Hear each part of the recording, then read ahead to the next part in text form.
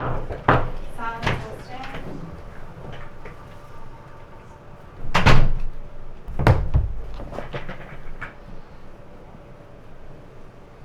Please be seated. The Royal Commission on Antisemitism and Social Cohesion is now in session.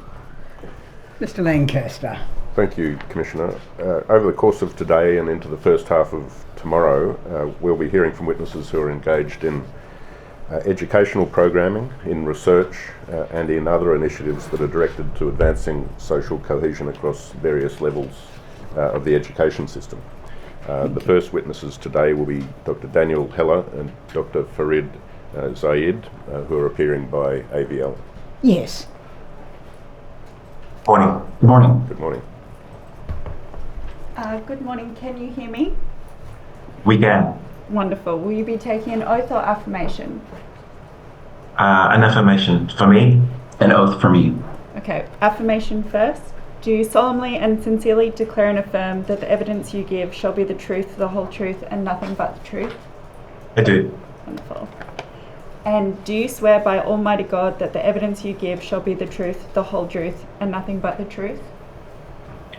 Thank you. Dr. Heller, can I start with you? Could you state your full name, please? Sure, Daniel Kupfert Heller.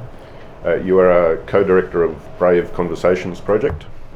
I am indeed. You've prepared a written statement dated 12 August 2026. Are the contents of that statement true and correct? Yes. Thank you. Commissioner, the document ID is STAT.899.0033.0006. I came to the statement. Yes, the statement will be admitted. Dr. Zaid, please state your full name. Farid Zaid. You are also a co-director of Brave Conversations Project. Correct. You've prepared a written statement dated 6 August 2026. Are the contents of that statement true and correct? They are. Commissioner, I tender Dr. Zaid's statement, STAT.899.0033.0004. Yes. Dr. Zaid's statement will be received as an exhibit. And they each refer to and annex the submission made by Brave Conversations Project, and that's part of the tender. Yes. In November 2024, you together launched the Brave Conversations Project, of which you are co-directors, and I'll ask you about that very shortly. But first, just a little of your professional background. Dr. Zaid, you're a cognitive scientist at the Turner Institute of Brain and Mental Health, which is a research institute attached to to Monash University in Victoria. Yes. You're also a senior lecturer in psychology at Monash, and you've held that position since 2018. It's correct. You are a director of the Graduate Diploma of Psychology at Monash. Is that right? I've now become the assistant director. I've stepped down a little bit to focus on Brave Conversations. Thank you. You have an undergraduate degree in mathematics and economics and an honours degree in psychology. Correct. And in 2021, you completed a PhD in moral psychology. That's correct. For those who don't know what that involves, could you explain what moral psychology is? Moral psychology is a field of research and study that focuses on the way human beings reason about right and wrong in a single sentence. All right, thank you. But people obviously write PhDs about it. Oh, and books and lectures. Yes, it's a nuanced, complicated field.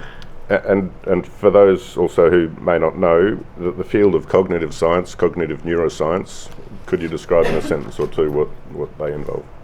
I emphasize the science part, even though I teach psychology, because I'm not a registered psychologist and it's a protected term in Australia. And so although I teach future psychologists, I myself am not a registered one. And so I use the broader term of science. And cognitive just really means or refers to things to do with the mind and the brain when it comes to thinking and reasoning. Thank you. And Dr. Heller, you are a senior lecturer at the School of Historical, Philosophical, Indigenous Studies at Monash. You have a PhD in history from Stanford University. You? What are your areas of academic and teaching specialisation, please? Well, they are in East European history of the Middle East, both of those in the modern era, so 19th and 20th century. In the submission that has been prepared and submitted, you've observed that you've spent a career teaching Israeli and Palestinian history, not to flatten it into slogans, but help students sit with power, identity, trauma, and responsibility, and to stay in the room when it gets hard. Can you give a sense of how in your career as a history educator you've sought to facilitate students staying in the room without flattening history into slogans as you've described? The first piece of this puzzle is a deep sense of humility. So once I received my PhD in history and I began teaching undergraduate students, I very quickly realized I did not have the skill set as a university educator to be able to work with students when they genuinely struggled to not only hear different views from classmates, but even read things that might challenge their perceptions of the world. So that humility led me to pursue graduate studies in psychology and to bring back different tools from the world of psychology into the classroom. So I think that the number one thing I can say about cultivating an environment in a classroom where students are open to listening across difference and to sitting in discomfort is to model that behavior. So modeling humility as an educator, I think everything else flows from that, as well as building trust with the students and letting them know that we care deeply about their learning journey. Everything else is commentary, quite frankly. Thank you. Dr. Zaid, you've described the Brave Conversations project as one that facilitates discussion-based workshops, providing participants with practical tools to engage in constructive disagreement. Can you describe what prompted you to get involved in the development of this initiative in the lead up to November 2024 when it began? Absolutely. I guess like Daniel, I just had personal experience in my classrooms. I've been teaching for many years as a lecturer after obtaining my qualifications, but certainly for many years even before as a sessional tutor and an assistant lecturer. And I found that surprisingly, initially, I'm no longer surprised, but initially I was deeply surprised by my students' inability to distinguish discomfort in the classroom, which is necessary for learning, and distress. And I found that even through my short career, that line between discomfort and distress became narrower and narrower as the years passed and the polarization in our society increased. And so I began just on my own introducing ways to help my students stay in the room when discomfort was presented to them, to show them that learning has to have an element of discomfort, and that when disagreement is done well, it's a wonderful opportunity for connection, for learning, for growth, for innovation. And like Dan and I often say, for human connection. Disagreement should be the beginning of the conversation, not the end. And so I haven't invented anything in this field. I use a lot of methodologies that have been modeled and experimented on by other academics, and I've just started implementing it in my classroom. And then I was lucky enough to cross paths with Dan when he was doing his graduate studies in psychology. He actually did it in a graduate diploma, which I used to direct, and now I'm assistant director. So once he graduated, he reached out to me and mentioned that he had this idea of a project and whether I was interested in collaborating with him, and I certainly was. It was an opportunity to go beyond my classroom and my school and make this work more meaningful across our whole university. And then from then we can probably talk about it over the coming hour, but obviously Brave Conversations has now become a national, Monash-led, but a national program, yeah. We certainly will come to that in a moment. Was the birth of the initiative related to what you saw playing out on campus in the months after October 2023? Was that a particular impetus? They began earlier, But I'm actually going to pass it to Dan, because I know the impetus for Dan was maybe not what was happening on campus, but certainly October 7th had a really personal impact on him. And I'd like to invite Dan to obviously speak to that a little bit. Thanks, Farid. As a historian, I'm always fascinated by when we mark a turning point.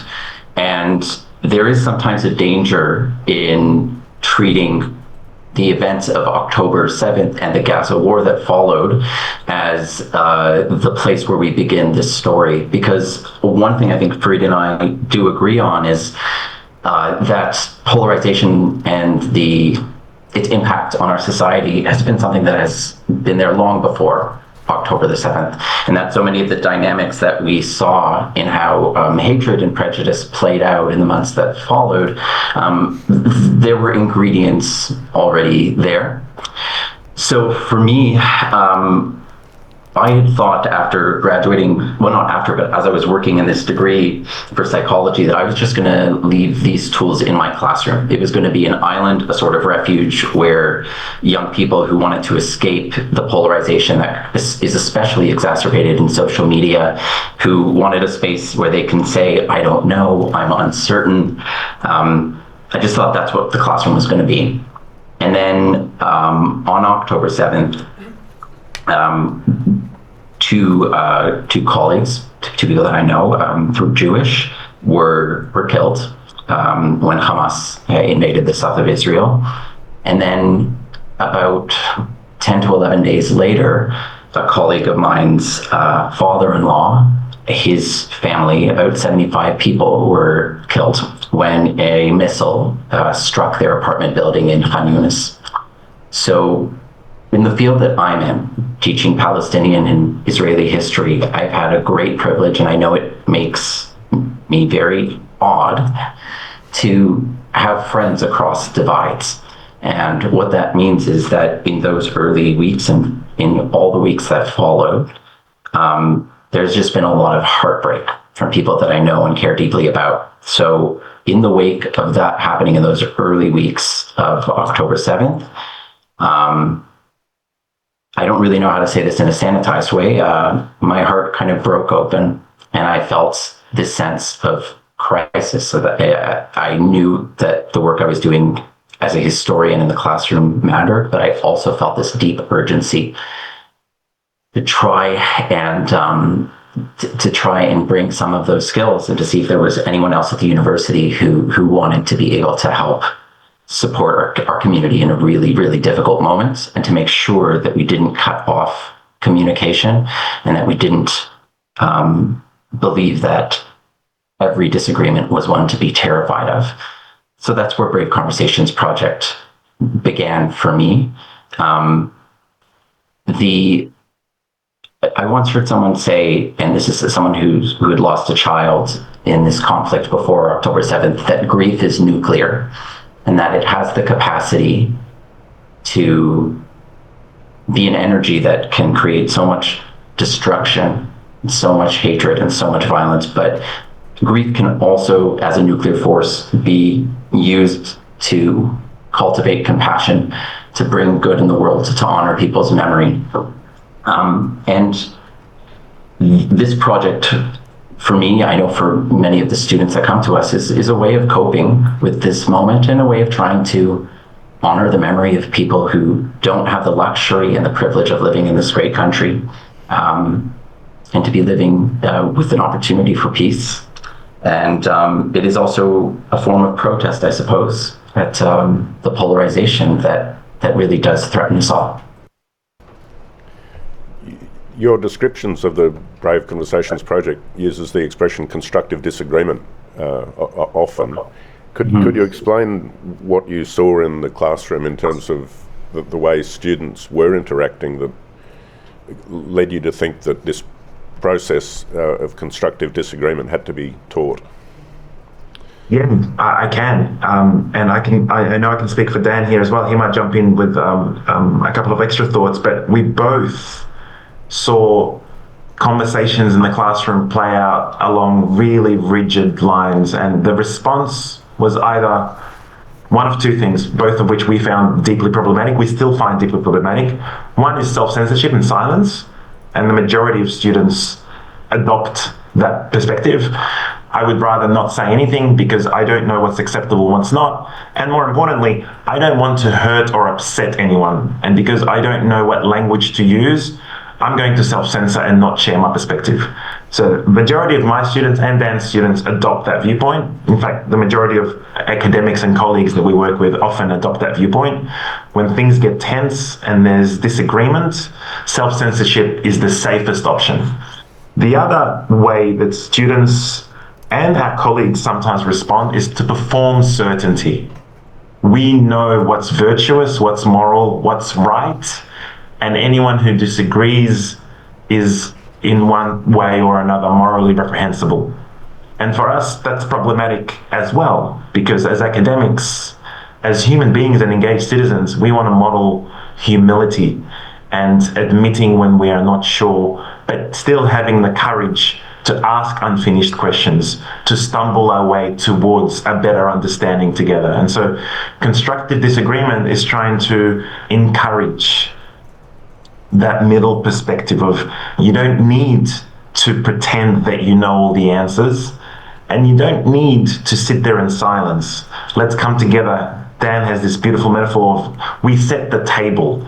We encourage people to bring their most authentic and sincere selves with their half-formed, half-finished, probably misguided perspectives, and together, through seeing each other's humanity and dignity, we can come to a better understanding, but not performing or pretending that we already have the answer before the conversation even began. So constructive disagreement is just a framework. There's many ways of calling it. You know, we have colleagues that joke, it has to start with a C and it has to start with a D. It could be civil dialogue. There's about half a dozen of CD terms that all point to the same direction. And it's just a way or a framework where we can come together with humility, with compassion, with open-mindedness, and just try and figure it out without the risk of punishment or counseling, for lack of a better term. And so if hopefully that sums up for you what we're trying to allude to when we say constructive disagreement. It's a way of leaning into disagreement and trying to gain a better understanding of each other's humanity and understory. Anything to add? I might only add that this might surprise anyone that's hearing this. We thought when we started doing this work that it would require some deeply intricate choreography and that it would be like pulling teeth. And the opposite is true. When you tell people that you are creating the conditions for authentic human connection, when you say to people, we are inviting you to be the best versions of yourself, calm, kind, curious, compassionate, more often than not, people rise to the occasion. And I think the reason why that surprises us, and again, it goes back to humility, is like so many others, we presume that what we see on social media or we see on the news in terms of human behavior is an accurate reflection of humanity, of the people that we live with in the communities, society with. That's right. And it has been such an extraordinarily hopeful experience every time we run a session, every time we work with our students, to see that that's not the case. Can I ask about the sessions, because you've indicated that Brave Conversations Project offers generally 3 different types of workshops, which are targeted to, first, educators of any level, experience and faculty, second, university leadership teams, and thirdly, student leaders. Why have you identified those specific groups as the participants or the targets of your workshop program? Mm-hmm. So, just as a quick aside, we have run workshops for other groups as well. We've run workshops outside of universities, but just to focus on the university itself, one of the core foundations that we're working with is this idea of an ecological approach. that when we are working with a community as complex and diverse as a university, we need to try and engage all levels of the community, and that different sectors in the university community will have different needs, different levels of expertise or experience. I think that despite that, all of the workshops that we run do have common threads. The first is we talk about the different values that people can bring into difficult conversations, things like humility, curiosity, courage. We talk about the skill sets that people can bring in and mindsets as well. I'll share just one example of a mindset, and this comes from colleagues in the United States. Oftentimes when we engage in disagreement around polarizing issues, we adopt a warrior mindset. And we, whether subconsciously or not, our aim is to win the conversation. So when we're listening to someone, if Farid and I were having a disagreement, and I'm listening to Farid with the aim to defeat him, my attention is going to narrow in such a narrow fashion that I might be missing out on really key information. We invite people instead to adopt an explorer's mindset. So before you set out to try and challenge someone's views, why not first pause, take a beat, and ask the question, how did we even come to see the same thing in such fundamentally different ways? Why don't we explore the values, the life experiences that led this other person to the journey of their position, and maybe also, in doing so, reflect a little bit about our own life and our own experiences. It connects back to this point about humility. None of us in the world can fully and comprehensively and accurately perceive the entire world around us and all of its complexity. Yeah, just to add, when we work to supplement, Please. The ecological approach just means we're trying to engage as many stakeholders and build as many relationships as possible. So in a university setting, obviously it's the leadership team, it's academics and the students. That covers all of it, but not quite. There's also thousands at Monash of professional staff who support the running of the university. And of course, we reach out and now have engaged with them into a multi-term, multi-semester programs to support them to be able to have brave conversations and to build a better workplace culture.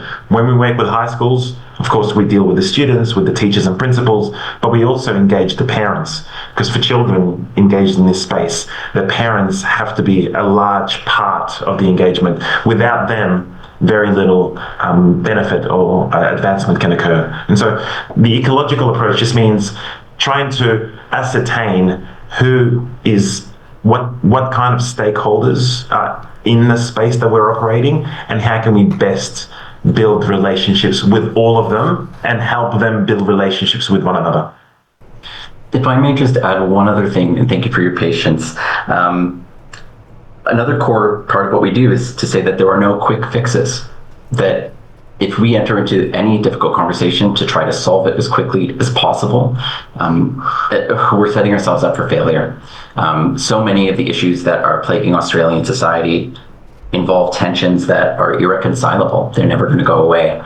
So we try to shift the aim to be thinking about how we navigate tensions wisely together, instead of trying once and for all. Through time. That's right, through time and through relationship, rather than simply saying, pick a side, choose X or choose Y, and that's it. And Become comfortable with a lack of closure. We often say that there often is no closure with the conversations, the difficult conversations we have, and that's part of the process. Like if everyone can accept at the beginning that we're not going to get to closure, the conversation unfolds in a much more holistic way, because no one's trying to win and prove the other person wrong or the other group wrong. And indeed, you've referred in your statement to conditions in the classroom that punish nuance, in your expression, and that your workshops are designed to address that problem. What happens in your experience when educators are unwilling or afraid to address contested issues in an educational setting, in a classroom or a lecture? So we are very, very, very privileged to work with extraordinary educators, not just at Monash, but now across multiple universities in Australia. The stakes are high for many of them, especially if they are sessional instructors that are working from semester to semester, and they don't have the benefit of knowing that their job is going to be secure. The typical response is to avoid a topic altogether. So it is very easy as an instructor, when you are working in a context where the stakes are very high, where if, heaven forbid, something is misinterpreted, the public trial that can happen over social media is actually itself the punishment. Or the official complaint. Or an official complaint. Or the end of semester review of your teaching practices. Right. That's right. It is just that fear, I think, overpowers many educators. And I think that in part explains why they avoid difficult topics. What we try to remind educators of is that in the absence of being able to talk about this in the university, our students are going to be looking for information elsewhere.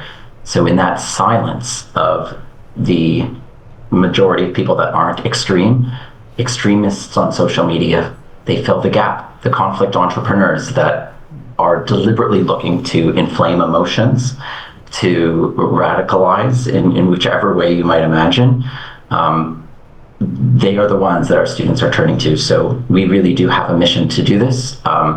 We also, in terms of the leadership of universities, have a mission to make sure that they are protecting their educators and supporting them with training, and also letting them know that in the event that there are complaints that come up, that the university is there to support them through that process as well, not just the students.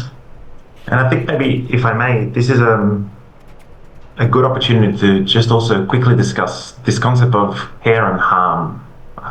I care about my students deeply, so does Dan. In fact, I have never met another fellow colleague or academic across Australia that at least admits explicitly that they do not care about their students. Educators and teachers at every level get into this profession because they deeply care about students and they want to avoid harming them. I do, Dan does, everyone does. But how that plays out differs, and in fact, Dan and I disagree with a lot of our colleagues who think that, and I don't mean just admonish, this is a broad philosophy. To care for students and to avoid harm means to avoid any discussion of contentious issues. Just by coddling and completely sanitizing the class from any contention, they provide the best care. And I'll speak for myself, I know Dan agrees as well. We disagree. We don't think that avoidance equates to care. In fact, we feel as educators, we have a responsibility to expose our students to ideas that challenge their worldview, that challenge the way that they conceive the world works. Because if we don't provide the environment and the safe space in the classroom to be wrong, to make mistakes, to ask that half-finished question because you're asking from a place of ignorance and you want to find out more, if we don't allow our students that space to make mistakes and to trip without repercussion, then they'll just leave after a couple of years. They'll leave our classrooms, they'll leave our universities, and then they're in society. And they will absolutely be exposed to horrendous ideas every single day.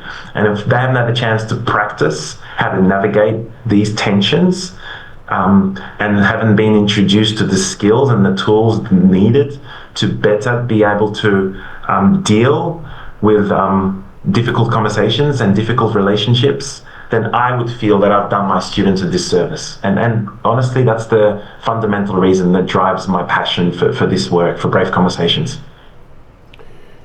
Thank you. Can I ask some practical questions about the workshops program? It's right. You've delivered workshops to more than 1,200 Monash educators. Does that sound about right? Correct.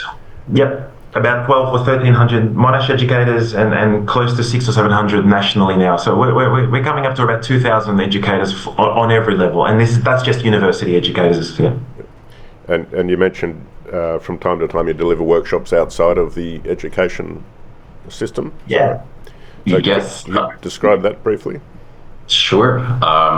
I'll admit this surprised the heck out of us. When we started doing this work, we started getting requests from different sectors in civil society that we would have never thought would have any interest.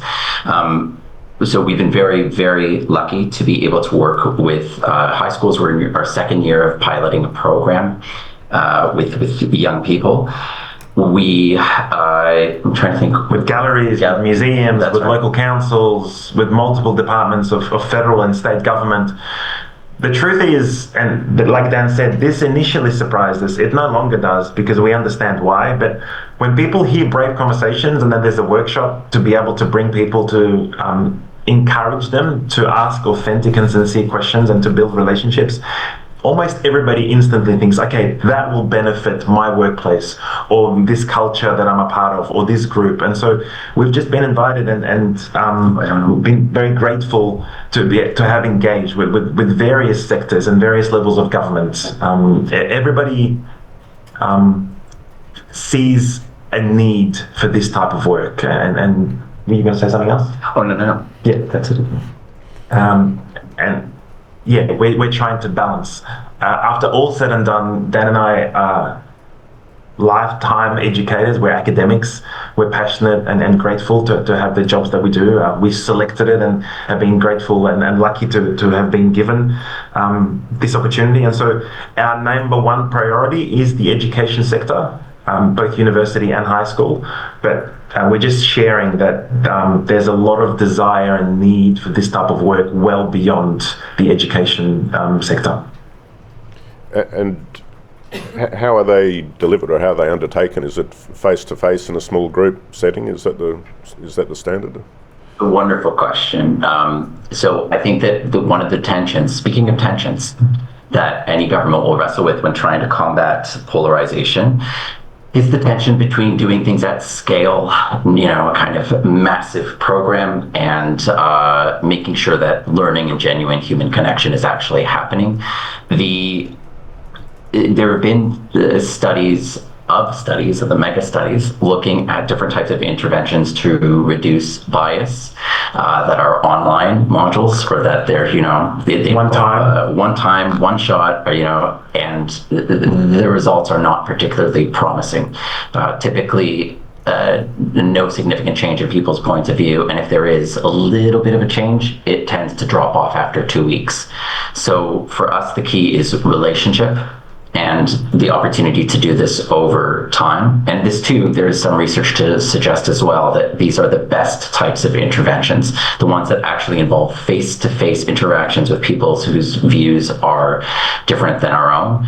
Some of this is built on research that shows that human beings are spectacularly awful at imagining someone else's life experience. So we often say, imagine if you were in their shoes. Actually, most of us can't do that. So once again, that explains the benefit of being with someone and having the capacity to ask curious questions and to learn as you go. Yeah. And speaking of scale, yes, Dan and I were the original directors of Brave Conversations, but Monash has actually invested heavily into this program. And so late last year, we actually ran a three-day long workshop for 30 academics from every single faculty at Monash University. And the program's called Brave Conversation Ambassadors. And the reason we did that is because we wanted to officially make this embedded in our university culture. And we wanted to have representatives, well, the university wanted to have representatives for every single faculty, so that these ambassadors can then take the concepts and the themes of Brave Conversations back into their fields of expertise and engage with their fellow colleagues on a level that possibly Dan and I couldn't engage with, because we don't have that shared lived experience of what it's like to teach podiatry or law or 100 other topics. And so that was really, really important. There's only so much that Dan and I can do. We love what we do, but making this scalable to some regard and sustainable has meant that we've actually expanded well beyond just the two of us. Was the same idea behind the, understand there's this National Student Leadership Retreat, was that undertaken for the similar purpose? Yeah. The idea was to bring together people who otherwise would have never had the opportunity to meet from different quarters of Australia, different life experiences, different worldviews. And it wasn't simply to teach them the skills of constructive dialogue and disagreement. It was to empower them with tools that they could bring back to their student organizations to be able to integrate these into the work that they do.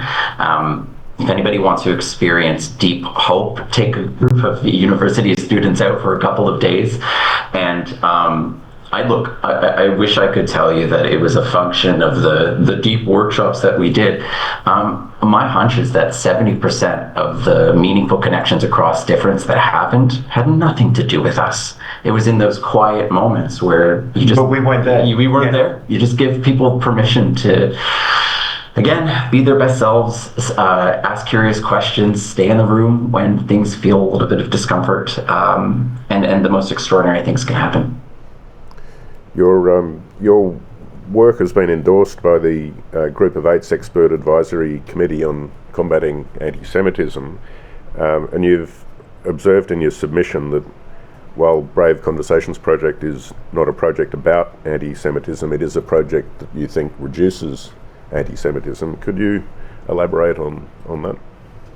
Sure. So our work is not meant to be a replacement for work around protecting the Jewish community, security, work around some very serious political questions which our country is wrestling with.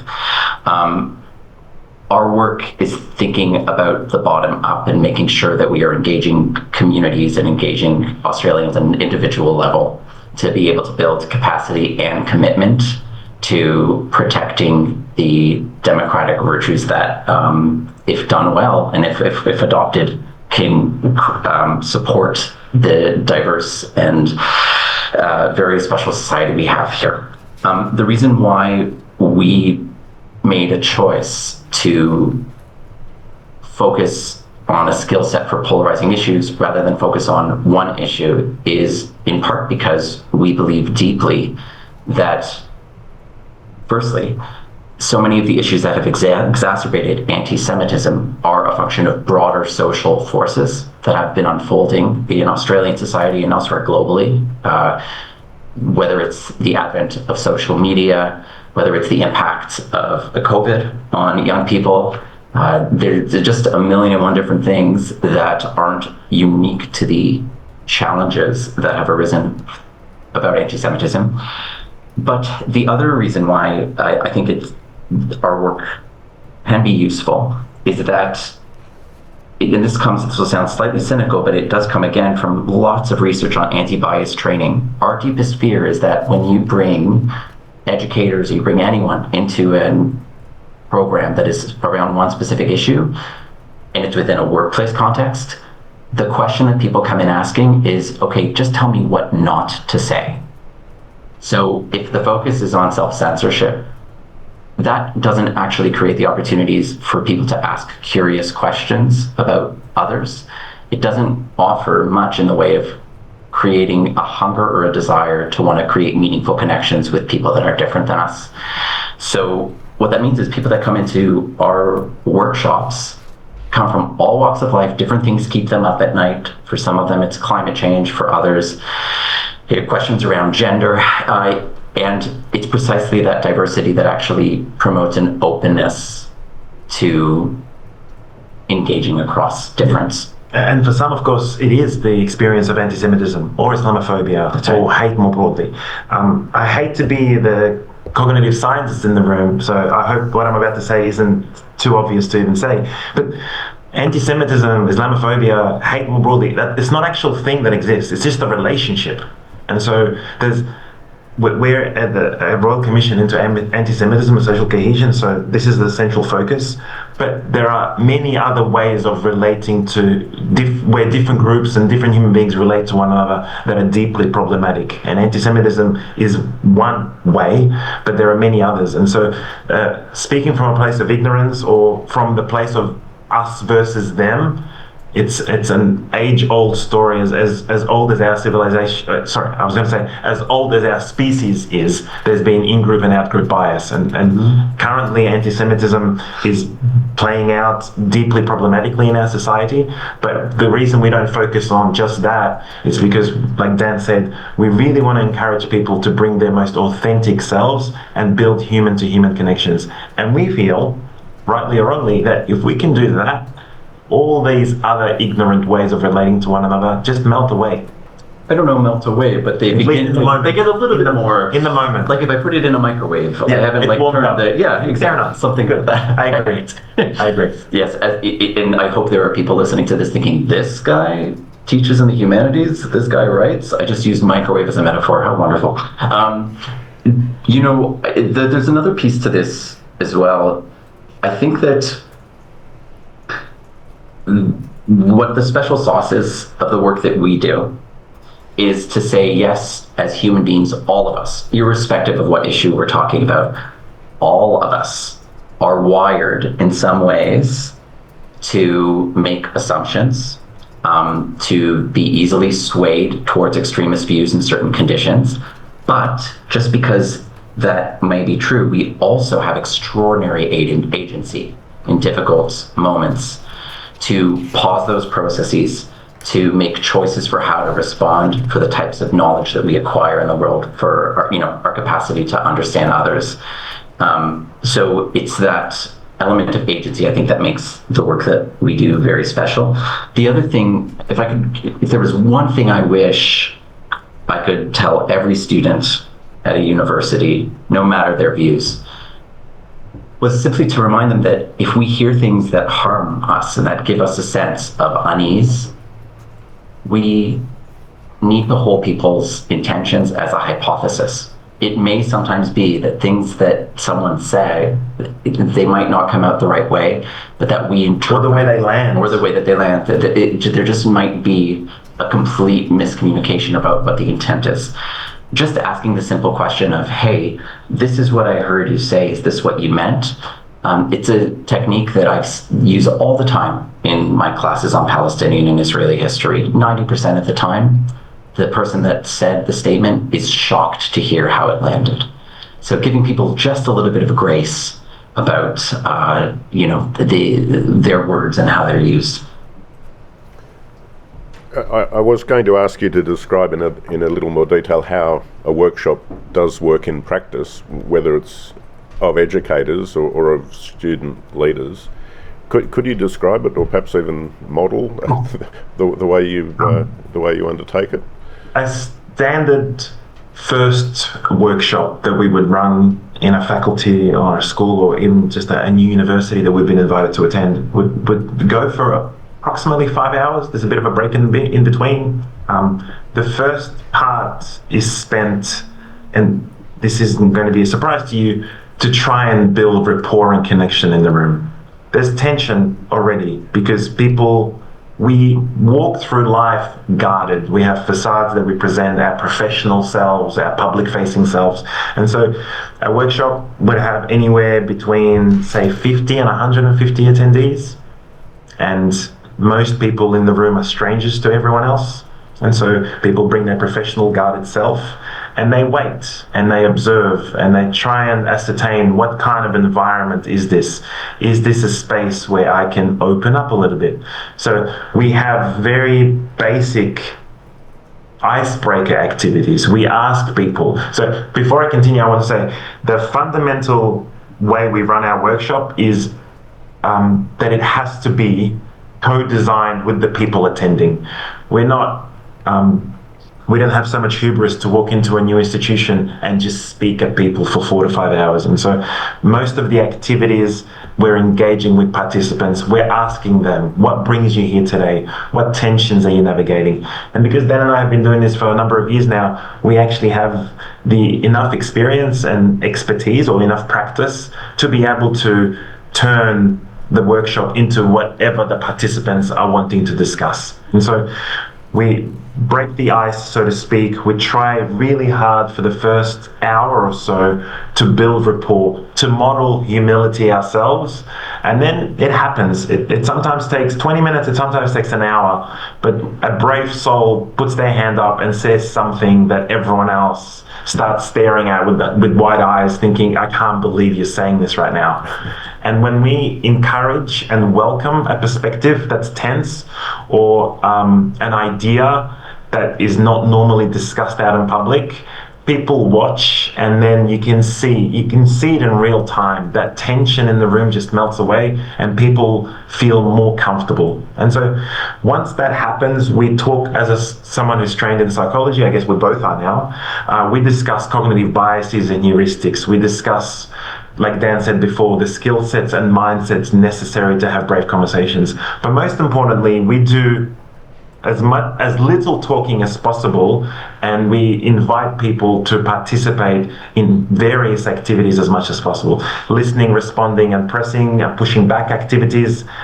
One of the ways we model ways of conversation is that we often say listening activities, when done normally, invite you to just deeply listen and reflect on what's being said. And that's all well and good, but that's not how a real conversation out in the quote unquote real world happens. People push back and disagree, and listening activities often don't provide the space to disagree with respect and with dignity. And so the activities that we run not only encourage people to listen deeply and discover the understory, but to also challenge and push back and intervene in ways where the person speaking doesn't feel like they're being attacked. And when you create the atmosphere or the space for people to speak from an authentic place, and they feel that they are encouraged to bring a perspective and that won't be shut down or won't be attacked, it's still surprising me to this day how open people become and how receptive they become to being challenged. The final part of our workshops with educators involves case studies. Yeah. So our educators sit in groups of six or seven throughout. So of course, one of our goals is that they build communities with the people that they're sitting with, oftentimes from different faculties. So each one gets a case study, which is a complex one, as most of them are, and they try to use some of the skills that they've just learned about how to disagree constructively to work towards figuring out how to handle these difficult moments in the classroom. So that's pretty much the educators, and for students, it's a similar approach in that we really are focusing on teaching skills, building community in the room. Yeah. I'm not sure, we've been talking for quite a while, so I don't know if, forgive me if you already said this, Dan, but the number one piece of feedback that we get, both from academics and students, is that they experience, and I'm not suggesting that every person that comes for our workshop says this, not at all, but the most predominant piece of feedback we get is that this has been often the first time that a student has been able to make a meaningful connection. And some of these students have been in university for 3 or 4 years, but they've come into classroom after classroom, in unit after unit, with their most guarded, looking over their shoulder, worried about speaking, worried about saying the wrong thing. And so often students thank us profusely for giving them the opportunity to finally admit that they just don't know. They'd like to find out more, but they're so grateful to be given the opportunity and the space, the physical space, to make mistakes, to say, I want to know more, please tell me, and please allow me to ask questions from a place of compassion and interest, as opposed to malice, which often is what is ascribed to people who dare to ask a question that might land awkwardly.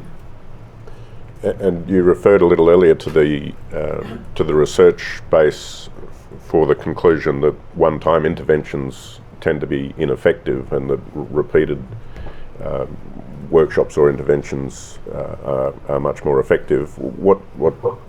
How do you address that in the design of the project and the implementation of it?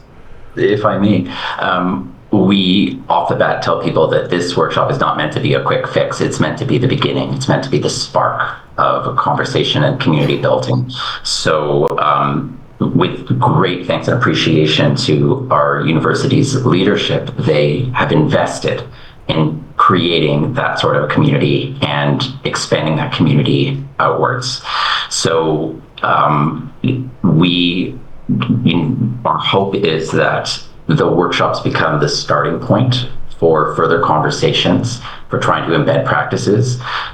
We have a second workshop that we've been running with people, which involves student actors. This is for educators, where rather than looking at a case study on a page, the room becomes a kind of theater, and they try to work on different interventions to be able to support their students in difficult moments. And so, that workshop is available to people who have done the initial teaching through tension workshops. All of that's to say, our hope and our dream really is to create a community. Not one where, we're issuing curricula that then have to be followed through by the letter, but one where there really is a dialogue across all sorts of different disciplines where we learn from each other. And we are building community. Yeah. I'm proud to say we are. We were invited, and I'm just going to we've been invited to more than a dozen universities and a dozen more to come. We've presented at a dozen and a dozen more to come. But we were in Perth at a university, Edith Cowan University, and we presented our workshop. They invited us, and then 2 days later the dean emailed us and invited us back if we'd be so kind as to come and present a keynote at their next staff development session in November. And so just those opportunities allow us to revisit the themes that we presented and just literally build a community of practice across the country. And so we're doing the same thing in Queensland. We're coming back and presenting a secondary workshop because the university leaders there were really keen to engage this type of work again. So it's slow going. It's workshop by workshop out of fundamental necessity. We haven't yet, and we never will, provide online training because we just feel it will be a waste of everybody's time. It's almost, I've had experiences where I've been able to make human connections through a Zoom call before, but it's much more difficult. And people are much more guarded in our modern world where everything can be recorded, even covertly these days with the invention of meta glasses and so on. I think Kmart is now selling similar glasses for 80. They are. And so those types of technologies where covert recording is available makes it really difficult to invite people to bring their most authentic, sincere, fallible self in a technologically mediated a place like a Zoom call or Google Meet or whatever. So it's always face to face. Yeah, I mean, I'll just add one other thing. I imagine that, how do I put this? I mentioned the word conflict entrepreneur a couple of minutes ago, where we were talking about folks on social media that benefit from division. There is also the peace entrepreneurs. So people that will come in and say, I've got a quick fix for you, and government give us several $1 million, and here it is, and here is the 8-year scaling plan. As folks that care really deeply about research on the effectiveness of these types of programs, I would be very skeptical of that approach. We have not created a multi-year perfect plan for expansion because nothing is possible without listening very closely to our colleagues and to the community that we're building. And I think that is going to be the key to a sustainable future, even if it means that the work that we do doesn't involve add this powder and stir and poof, everything is solved.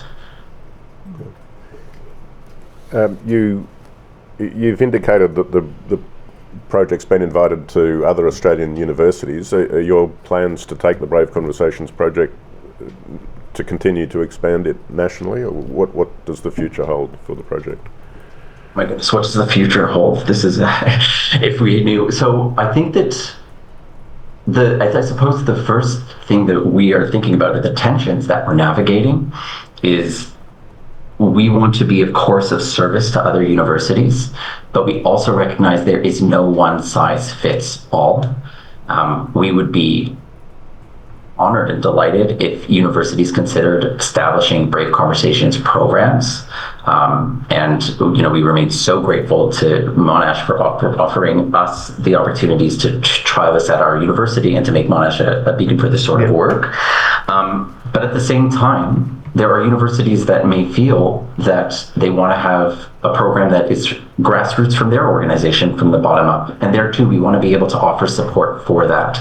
It's very easy. How do I put this?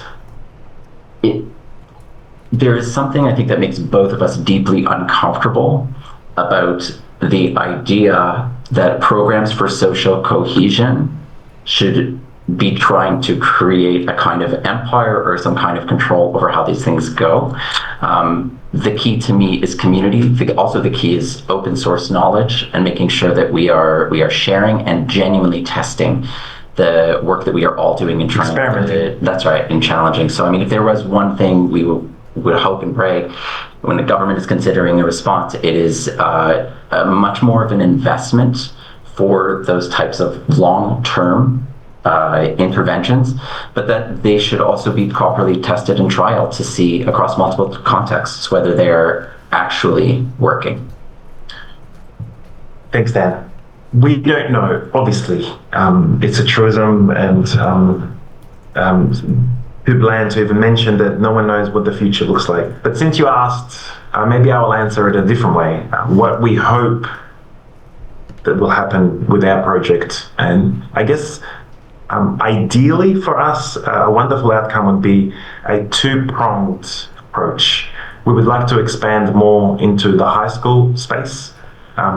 We are based in Victoria, so potentially, because education is a state responsibility, a national program is probably out of reach, but perhaps a multi-state intervention where a Brave Conversation type intervention is embedded, not as a new program, not an addition to the curriculum, but as a philosophy to teaching some issues that lend themselves to this type of framework. And so some program on some broad level at a high school.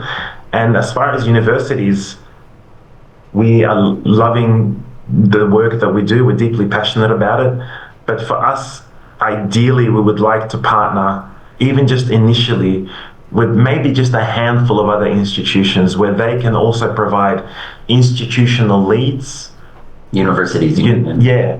Institutional leads from their university, students, a cohort of students as small as 5 and as big as maybe 20 or 30. And that would be the start of a national community building. And we can call them little pods where 4 or 5 institutions can come together and engage with one another and build a program that resonates with them and then expand from there. But we feel that, as we said before, an ecological approach is absolutely crucial. So we need students, we need student leaders, we need academics, and we need university leadership to all be invested. And for now, we are deeply proud to lead this as a Monash initiative, but to make this sustainable and national, we really want to eventually invite other institutions to come along for the journey. Dr. Zaid, Dr. Heller, thank you for your evidence today. I have no Thank you very much. Thank you for your time. It was a pleasure to be here.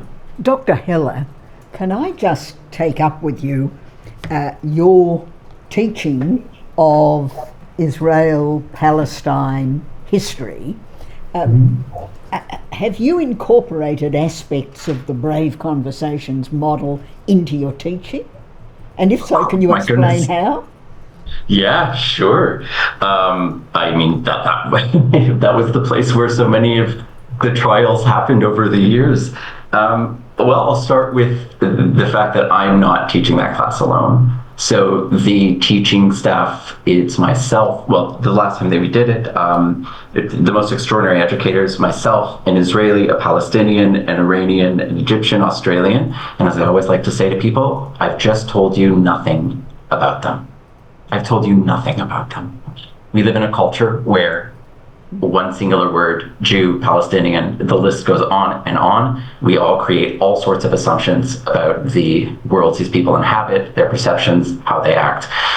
What is such a privilege in my class is that our students see in real time, not just the different viewpoints, but also the complexities of each and every single person. Also, even in disagreement, there's so much care that we all show one another as a teaching team. So just that modeling alone, we've heard from our students, is the most, it can be life transforming. We have to remember that our young people have next to no models in real time of people disagreeing with each other and caring for one another deeply. So no models, full stop. Yeah, remember when our interns told us? That's right. Yes, very depressingly. We asked our interns, okay, tell us about the skill sets that you want from our work. And they said, yeah, can you teach us how to be adults? Because what we're seeing from politicians, what we're seeing from social media, that doesn't look like a good way of moving in the world. So there's the teaching, just simply teaching through disagreement is one component for us. The other core component of that class on Palestinians and Israelis is to remind students that there is no one Israeli and no one Palestinian. One piece of prejudice reduction research that has always resonated with me is that we need to highlight internal diversity. We need to show that within these groups, there are all sorts of multitudes. There's dynamism. Yes, there's disagreement too. And that doing so and just showcasing that humanity, that complexity can go quite a long way. And in your classes, yes. Is it your impression that you Yes. have had on occasions Jewish students and Palestinian students? Well, I don't need impressions. Certainly, yes.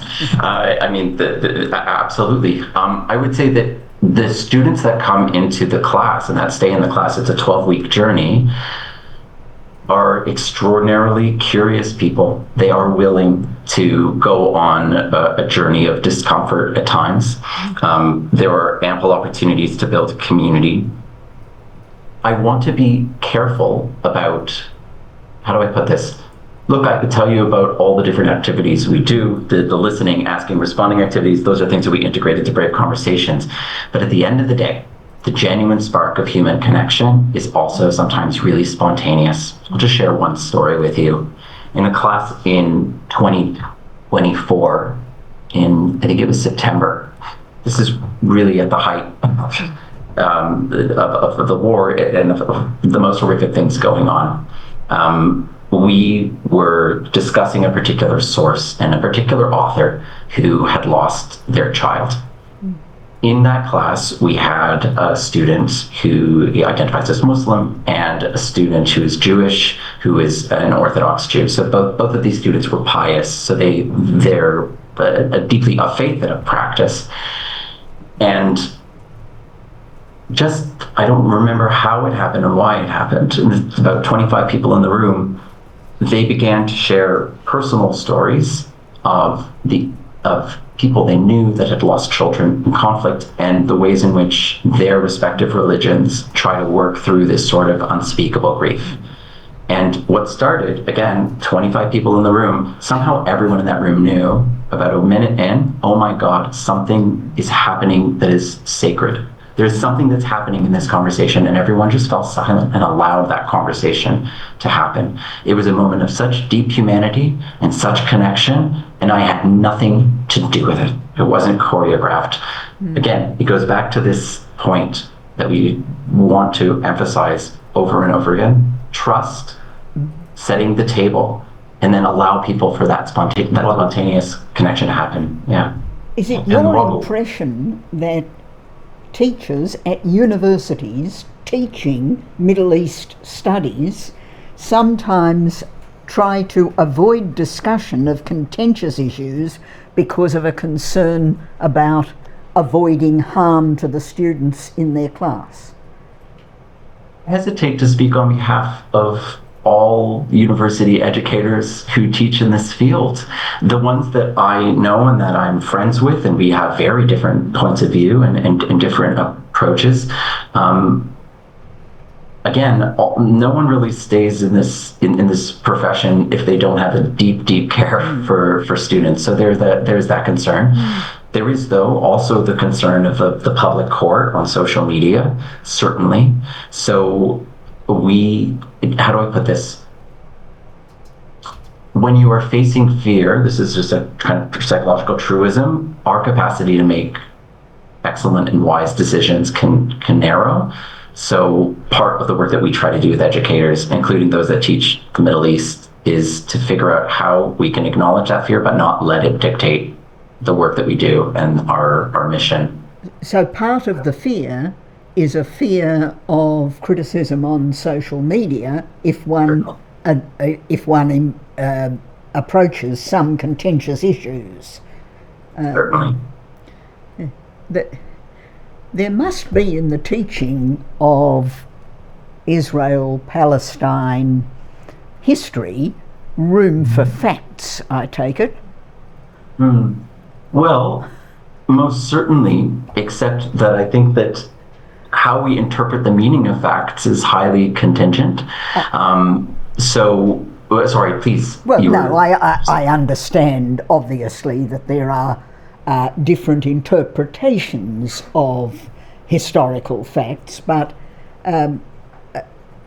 let me take, for example, a Palestinian student, or an Australian student, but of Palestinian background, who may be upset by the fact that the Community of Nations in 1948 or 49 accepted Israel into the Community of Nations, accepting its status. Now, that is a fact. It may be that it is upsetting for some students, but that's hardly an issue at the university level, is it, for a person teaching Middle Eastern history? My experience, I've never heard a student ever express or experience upset based on yeah. I think that most educators that I speak with, when there is a moment of rupture that requires repair, most of the time you can't predict it. You don't know where it's coming from.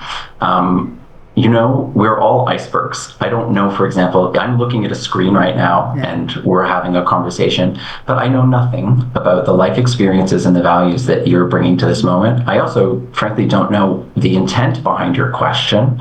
And we could have easily said a Jewish student who, is looking at what happened during the Gaza war. All of that is simply to say that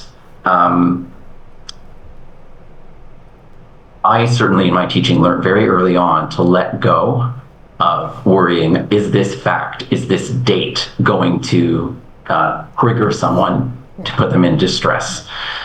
We have to teach to the best of our ability what happened, but we also have to teach why it is that these different communities interpret what happened in such fundamentally different ways. May I also, just one other thing to add here, dates are just one part of history. So much of the field of history is working with, inevitably, the absence of complete information. We have to fill in the gaps. That's where historical debates happen. I appreciate that, Dr. Heller, and obviously lecturers will bring a particular perspective, a particular lens through which they teach history, relying on a foundation of facts, but putting a slant on it. Well, yes. Forgive me. Yeah. Okay. But what I'll say is that every single one of us put a slant on things, whether it's conscious or not. My job as an educator is to tell my students, and I say this on the first day of that class, don't trust me. Don't trust me. Because I don't trust myself. I know I have the limited knowledge that I have based on my life experiences, the languages I speak, the sources at my disposal. And I invite the students to question, to challenge, to show other ways of knowing. Again, when that happens in the classroom, and if the students show me something where I was clearly wrong, or there was a different way of, the number one thing I need to model is a sense of wonder and gratitude that they've shown me something different. Again, I'm just going back to adults being such a critical role in modeling good behavior for young people around these things. So I think it would be a mistake, and my students often do this, to ask the question, oh, well, Daniel's Jewish, so how can you teach us in a way that isn't biased? None of us can teach or can speak in a way that isn't biased. Bias is an inherent part of our makeup as humans. To us, the measure of character is whether we can admit that, whether we can search for ways to move beyond our bias, and to take genuine curiosity and other perspectives and be open through dialogue to revising some of our views. Yes, yes. It sounds as though your course particularly benefits from a combination of lecturers with different perspectives. It does. I mean, I imagine that is a critical part, but I think the number one piece is care. Our students know that we care about them deeply. They see when there is a rupture or a moment that we want to learn from it, that we're not perfect. None of us are perfect. I know this sounds probably basic to some, but again, in a culture, and particularly on this issue that rewards certainty and rewards, black and white thinking, this is just so critical to do. Yes, thank you both. Mr. Lancaster, anything arising? No. Thank you both very much for your evidence, and you are now excused. Very much. All the best. Pleasure to be here. Thank you. Yes. Time for the morning adjournment, Mr. Lancaster? Very well.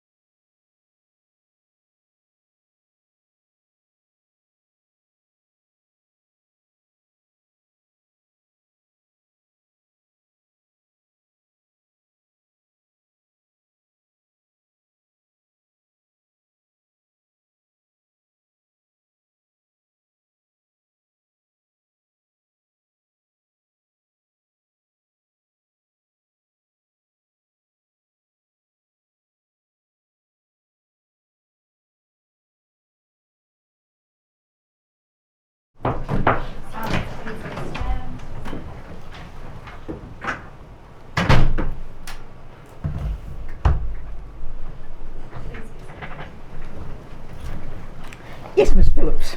Commissioner, I call as our next witnesses Rabbi Zalman Kastel AM and Dr. Beau Hu-Jia. Yes. Rabbi, will you take an oath or make an affirmation? An affirmation, please. Do you solemnly and sincerely declare and affirm that the evidence you give shall be the truth, the whole truth, and nothing but the truth? I do. And do you solemnly and sincerely declare and affirm that the evidence you give will be the truth, the whole truth, and nothing but the truth? Yes, I do. Rabbi Kastel, can I ask you to please state your full name? Zalman Kastel. Your address is known to the Royal Commission. You are the founder and the current dean of the Together for Humanity Foundation. That's correct. You've prepared a witness statement to the Royal Commission dated the 14th of August 2026. That is correct. Is that statement true and correct to the best of your knowledge and belief? Yes, it is. Commissioner, I tender that statement. It has doc ID stat.899.000.0643_R. Yes, that statement will be received. And I also tender, Commissioner, the attachment, which is the tender for which is the Together for Humanity submission, and it has doc ID sub.0001.003.4268. Yes, the annexure will also be admitted as an exhibit. Dr. Hu-Jia, can I ask you to please state your full name? Dr. Beau Hu-Jia. And your address is also known to the Commission. You are the National School Partnerships Manager at the Together for Humanity Foundation. That's correct. And you've prepared a witness statement that's dated the 17th of August 2026. Yes, I did. Are the contents of your witness statement true and correct to the best of your knowledge and belief? Yes, it is. Commissioner, I tender that statement as well. It has doc ID stat.899.000.0653_R. Yes, that statement is also admitted. Rabbi Kastel, I might start with you. You're an Orthodox Jewish rabbi. That's correct.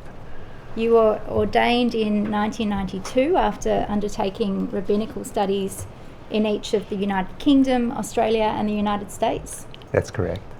And you've said that you were the founder of the Together for Humanity Foundation, and is it right that you've been the dean of that organisation since 2022?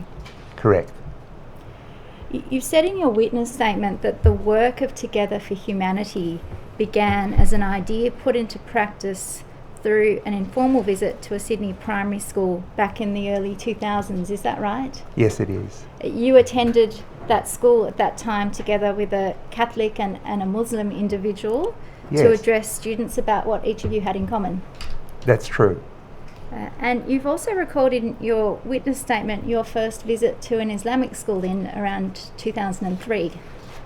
That's true. At the time, apart from the one Muslim man who was working with us, I'd never been in a Muslim environment. And even at that time, there was a certain representation of what Muslim people would be like and an assumption about what kind of attitudes they might have to someone who looks like me. And so, preparing to go to the school, I thought it would be prudent to go undercover. So instead of wearing my black kippah, I put a white one on, and for reasons that completely baffle even me, I took my glasses off to look more Muslim. You'll be pleased to know that it worked well, because one of the things we do with children is we use playful learning. And so we asked them to guess which of us was from which background, and the children assumed that I was Muslim. And we then asked them to guess which of us was Australian. They got that wrong as well. And you've described in your witness statement on that occasion having participated in discussions with the Muslim students at this particular school and having been struck at that time by their altruism and by their enthusiasm. Is that right? Yes, it is. And you've recalled them describing to you the concept in Islam of zakat. I wanted to ask you about that and how that concept at the time resonated for you with respect to your own religious practices. Yeah, as the Commissioner would be aware from my brother's Mendel's statement, the word mitzvah is really important in Jewish tradition. And so for me, and I think my mother modeled that way of being, that life was about obeying mitzvahs, doing what's right, contributing. And it was fascinating for me to see these young people really motivated by their own version of the idea of a mitzvah. At the time, the theme of our work was goodness and kindness, and the children were very enthusiastic from a spiritual Islamic motivation base to contribute, to do good in the world. And that moved me greatly. And is it right that Together for Humanity was formally founded a couple of years after that visit that you've just been referring to? And it was founded with the aim of fostering understanding between people from diverse backgrounds and encouraging positive and respectful relationships between them. That's correct, and over time also had a greater emphasis on belonging as another expression of that same aim. And you have now worked as an intercultural educator for around 25 years, is that Yes. right? And today, the Together for Humanity Foundation is a not-for-profit educational organisation that works with schools predominantly to reduce prejudice and, as you just said, foster a sense of belonging amongst young people. Correct. Can you tell me at a high level how the organisation goes about achieving that aim in terms of its engagement and programming both with schools and their teachers? Yes, so at a high level, there are 5 main activities. One is working with young people directly, face to face, giving them opportunities to engage with people that they might never meet otherwise. People with a migration story, like Dr. Beau here. Also, as the previous evidence you heard this morning, modeling coexistence and goodwill between people from different backgrounds, and enabling young people to flourish and to question, we empower young people to participate in discussion and drive their own learning. That's one part. The other part is working with teachers and enabling them, supporting their efforts so that they feel both confident and competent to do what they need to do in order for students to be inclusive and to have intercultural understanding. In addition to face-to-face, we also do that online. We engage communities, parents and families of young people, and another part that Dr. Beau can speak to is partnerships, which is actually helping schools identify an opportunity or a challenge and to transform the school so that it's sustainable and they own it and drive that change. And Rabbi, you've noted in your witness statement that the programs that Together for Humanity delivers are not focused on any one type of prejudice, but that they concentrate on addressing all prejudices. Can I ask, why is that for you an important feature of the organisation's work? It's important because there are 2 things that are true. One is that specific kinds of prejudice do need to be addressed. It's not good enough to tell young people, say no to racism, because it doesn't work enough of the time. People make excuses. I'm not racist, but you see that with Islamophobia figures, and of course with anti-Semitism. So people, and there was a lot of anti-Chinese sentiment during COVID. So telling people a general message of don't be racist doesn't cut it. We do need to address specific kinds of prejudices and for young people to understand the differences between those prejudices and to learn to reject all of those prejudices. At the same time, in our experience, our success is very much driven by the fact that we are impartial, politically impartial, and we are inclusive and care about all communities. And that resonates and moves young people very strongly when they can see, for example, a Muslim woman talking passionately about anti-Semitism, or a Jewish rabbi talking about Islamophobia, or First Nations people talking about other people's prejudices and being supported by people from different backgrounds. So rather than people pleading for themselves, it's a plea for reasonableness. It's a plea for all of us thriving. And in the delivery of that kind of work and programming, are you able to comment on the role played by the Together for Humanity educators and where they're drawn from and some of their backgrounds? I'll give you an example. The late Peter Lazar was one of the leaders of PR in Australia, but he also had a unique story as a migrant. He grew up in Vienna and had a glimpse of Hitler as a young child. He came to talk to a group of students alongside a Muslim presenter and a Coptic Orthodox man, Greek, Egyptian, and the Coptic Orthodox man said beautifully, this is my brother and this is my sister, and spoke effusively to the young people and modeled that idea of coexistence. And then invited the children to think about what they heard and to be curious. And one child said to the Greek Orthodox man, aren't you, the Greek Coptic Christian, and he said, aren't you a traitor to your people, considering what's been happening in Egypt? Aren't you a traitor to your people by calling Muslims and Jews your brothers and sisters? And it was that question that led to a very rich discussion for the young people to think about loyalties and connections between people and the ways in which we navigate loyalties. So that's one part of the work, is that modeling. Another part of the role of the presenters is, as Peter did, to share personal stories. We know that empathy is a big driver against prejudice. And when you can imagine this grown man being a little child and seeing this historical figure and the way that he changed the world, and you put yourself in that person's shoes for a moment, it broadens your horizons. So storytelling is a very, very important part of the role of the people who go into schools. And another part is really inviting young people to make their own sense. I've had permission to bring a prop, which I will do now. One of the things that I talk to young people about, and we talk to young people about, is the way that when they are young, we ask them to reflect on maybe a little brother or sister, and the way that they're wide open, full of wonder, learning about the world, making new friends, and then something happens, because as their bodies grow, their spirits begin to shrink. And often by the time they get to year 7 in high school, they've snapped shut. And we ask young people to think about the impact that they have on each other's experience of well-being.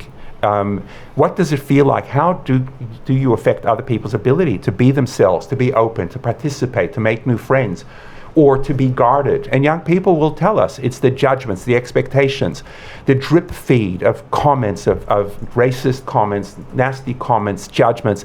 And we invite them to think about those. And if I can just give another brief example, one school we worked with had a culture of pretending that these jokes were all funny. And we asked them to step forward if they were ever in a situation where they knew in their heart that something that was said was wrong, but they felt pressure to pretend it was okay, to pretend it was funny. And a vast number of students stepped forward. And in that moment, the students had an opportunity to think about what kind of norms they want for their school. What kind of norms, what do they want the peer pressure to be about? And by stepping forward, they can see they were not alone in their sense that something was wrong in the culture of that school at that particular time. Thank you, Rabbi. You've mentioned the diversity that exists within the education teams that come in and give presentations with Together for Humanity. Are you able to comment on whether that diversity sees reflection at the leadership level within the organisation? Absolutely. One of the qualities of Together for Humanity is that authenticity, the spirit, as it were. And it became clear to us that if we are to talk about coexistence and we're to talk about coming together for humanity, hence the name, we've got to be that in our own practice. And so we established a tradition within the organization to have a board of people from diverse backgrounds. Our president is a Muslim educator.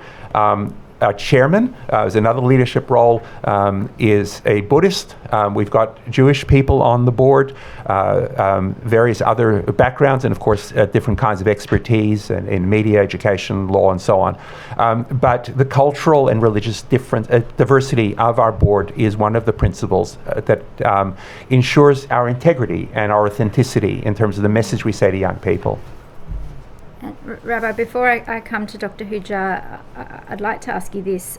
You've said in your statement at paragraph 13 that Together for Humanity's programs focus on building the capabilities that underpin social cohesion. Are you able to outline at a high level what you see those capabilities including? Absolutely. In the first instance, it's the ability to empathize with outgroups. So what we know from social science is that empathy is essentially geared to the clan, to us. And therefore, while research tells us that empathy is key to defeating kinds of prejudices, if empathy is just geared to us, it's a problem. And so inviting young people to think about us and them, to think about who is Australian, who's not Australian. So that capacity to have reflective empathy with people who might be seen as an other is an important capability. It's part of also broader intercultural understanding, which has, as part of that, is also reflecting on your own identity, knowing yourself so that you can then know others. Respectful dialogue, curiosity, those are some of the high-level capabilities that we are focused on. Thank you. Dr. Hu-Jia, you've said that you're the National School Partnerships Manager at Together for Humanity Foundation. Yes, that's correct. You've been in that role since August of 2023? Yes, almost 3 years. Can you explain your main responsibilities within that role? Certainly. My main responsibility is overseeing our National School Partnerships Program. I work with schools across Australia to work with them to develop and strengthen their intercultural understanding, particularly to come up with projects that strengthen students and teachers' professional learning around intercultural understanding, inclusion and belonging, and address issues of different types of prejudice. I'll come back a little bit later to ask you about some of the finer details of the school partnerships program that you mentioned.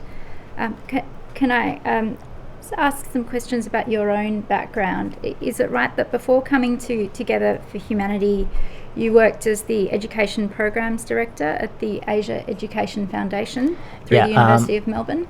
I was one of the education coordinators at Asia Education Foundation, a part of a group called Asia Link at the University of Melbourne. My work at Asia Education Foundation was around global citizenship education, Asia literacy, and intercultural understanding. And prior to having that role, you had more than 10 years of experience teaching in school and university settings in Australia and also in the United Kingdom? Yes, that's correct. And are you able to tell us about your various academic qualifications, which you've listed at paragraph 6 of your statement? Yeah.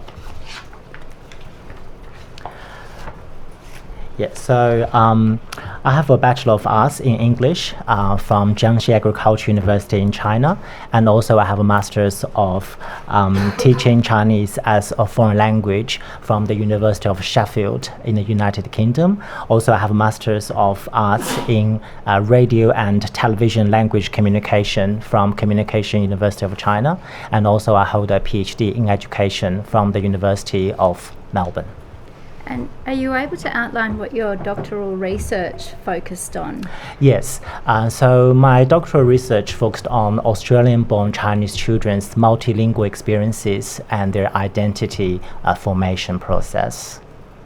And you've said in your statement, this is at paragraph 7, that a consistent focus throughout your academic and professional life has been understanding how young people form perceptions of identity and difference, develop a sense of belonging, and engage constructively around cultural and other diversity. Is that right? Yes, that's correct. And you've also said in your statement that your interest in intercultural understanding is informed not only by your academic and professional experience, but also by your own lived experience. Are you able to explain that? Yes, I can. So, as I said in my statement, I was born and grew up in China and migrated to Australia. So, questions of identity and belonging, they are not just academic terms. They are actually concepts very relevant to my own experience. So at Together for Humanity, from time to time, I co-facilitate a program called Migration Stories to students, alongside with my colleagues from other diverse backgrounds in Victoria. So a common example that appeared in that workshop with students is that question around where are you from? So students of diverse cultural background, in modern Australian classrooms, they tell us they are comfortable with that question, but not with a repeated follow-up, where are you really from? So during our conversation with students in these workshops, we work with the students, we have a conversation around identity and belonging, and we highlight and also unpack the complexity of those terms, such as identity and belonging. They are highly contextual.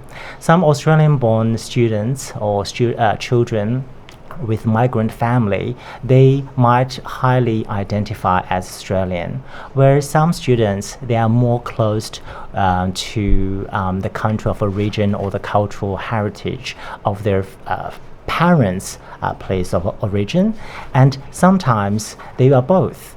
So, and even for one person, and in different contexts, different scenarios, depending on who they are communicating with, one part of their identity may be more prominent than the other.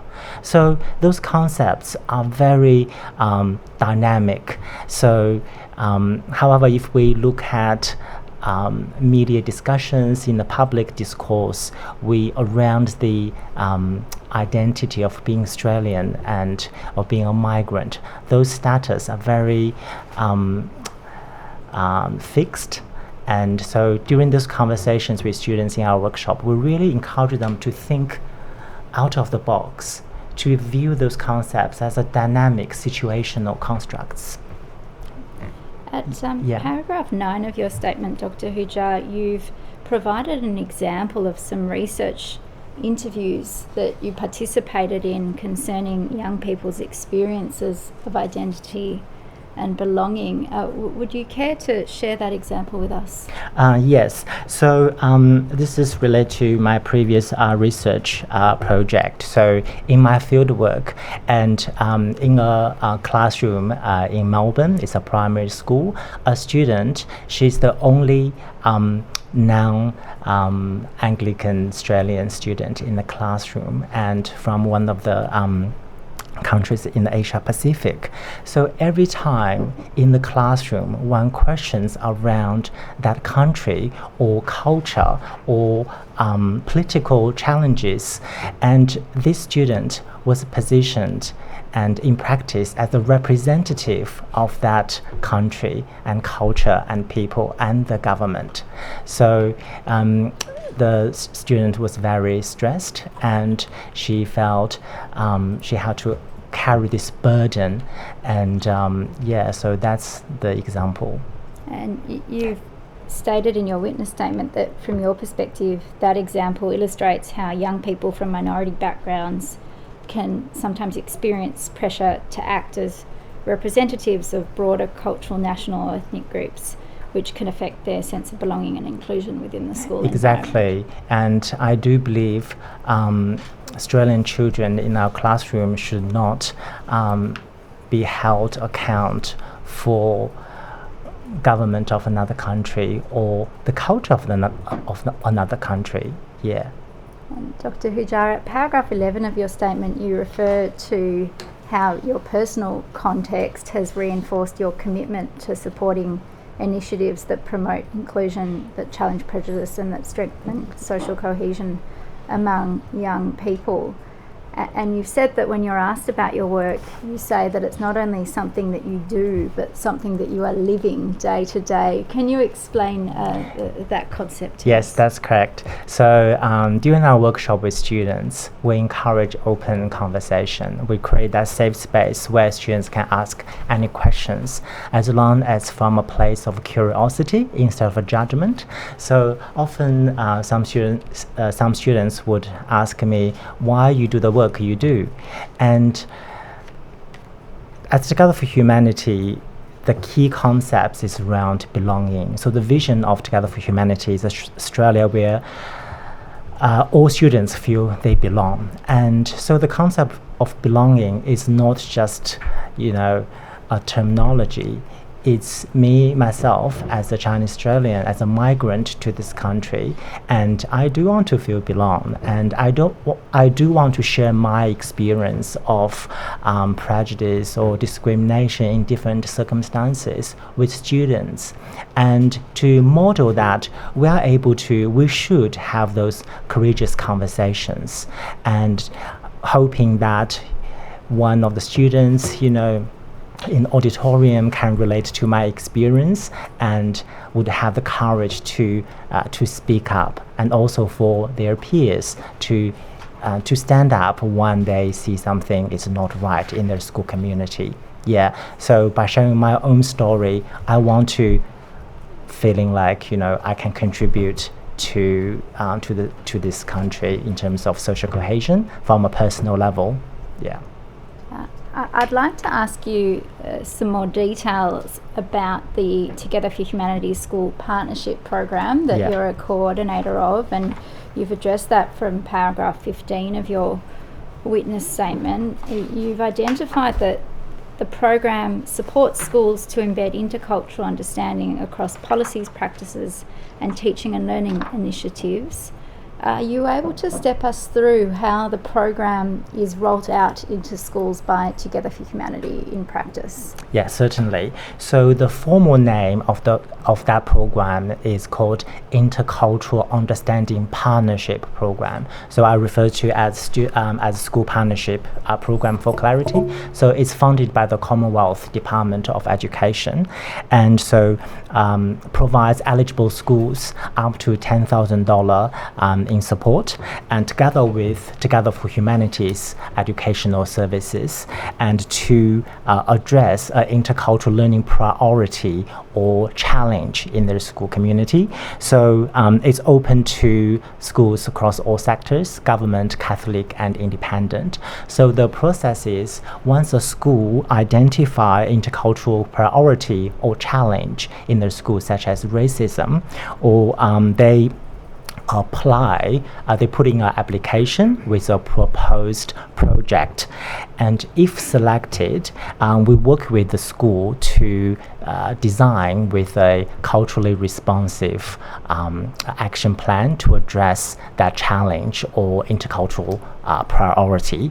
And so a very important principle is that schools are leading the project, because school context is very complex, and each school has their own unique challenge or need. So we respect that, and we do believe schools understand their circumstances the best. So whereas Together for Humanity, we provide funding, educational programs as requested, or any other support we're able to provide. And you've referred to one use of the funds that schools can receive under that program as being enabling schools to fund relief teachers to carry out regular classroom work. Can you explain why that can be a helpful source of funding? Yes. So the funding can be used for a few different areas, including staff or teacher release. And we know schools are very busy places, and even for very committed teachers or staff, and their capacity is limited, we don't want this partnership to be an add-on, to be a burden to school. And so that means for a a very dedicated teacher. They have to teach and have to supervise the student and also have to carry out this project. So that's why part of the grant can direct to staff release or teacher release. So the teacher or the principal or the program coordinator at the school can focus on the project without consuming too much of the capacity. And Dr. Hu-Jia, at paragraph 19 of your statement, you've noted that wherever possible, the program, when it's introduced into schools, seeks to adopt a whole-of-school approach. Can you explain what that involves, a whole-of-school approach? Yes. So a whole-school approach is based on the rationale that one single social challenge or intercultural learning priority is not for one reason. So it's multiple factors would contribute to a challenge such as racism. And so that's why we need multiple players that all take actions in the school community to address that issue. So the whole school approach, we started with the school leadership team. So once the school being successful in securing that grant and also establish that partner with us. So the school needs to have a dedicated school-based partnership team, consists of school leadership, school principal, teachers or other key staff members, as well as student representatives and community representatives, depending on the project, such as elders from the local Aboriginal communities to be on that to be in that planning phase. So from the planning, they adopt this whole school approach. All the key players, they contribute to the planning of that project, and in the implementation phase, which means all the actors they have to share some of the responsibilities of that project. So we don't really rely on one person. Yeah. So that what we mean by a whole school approach.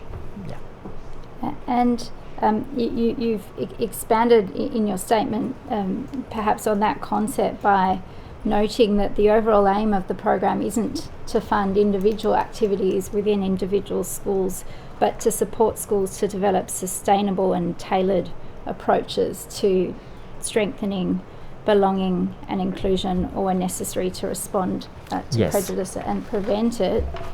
Can you explain how that kind of sustainable approach is able to be realised within school settings in practice?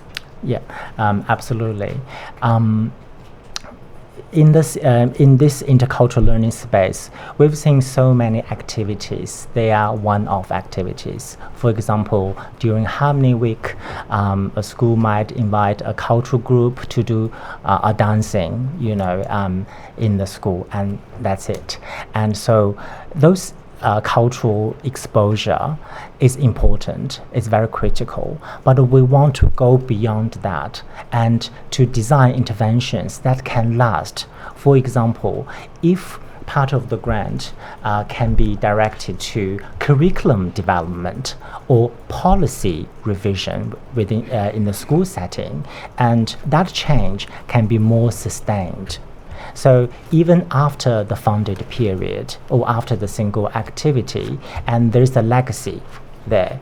And so if it's already embedded in the curriculum, it can be more sustainable. For example, in 2025, we supported a school in South Australia, and part of a significant proportion of that funding directed to release teachers, so they could have the time to write a new curriculum, units of work regarding global citizenship education, which is a very important part in the intercultural learning space.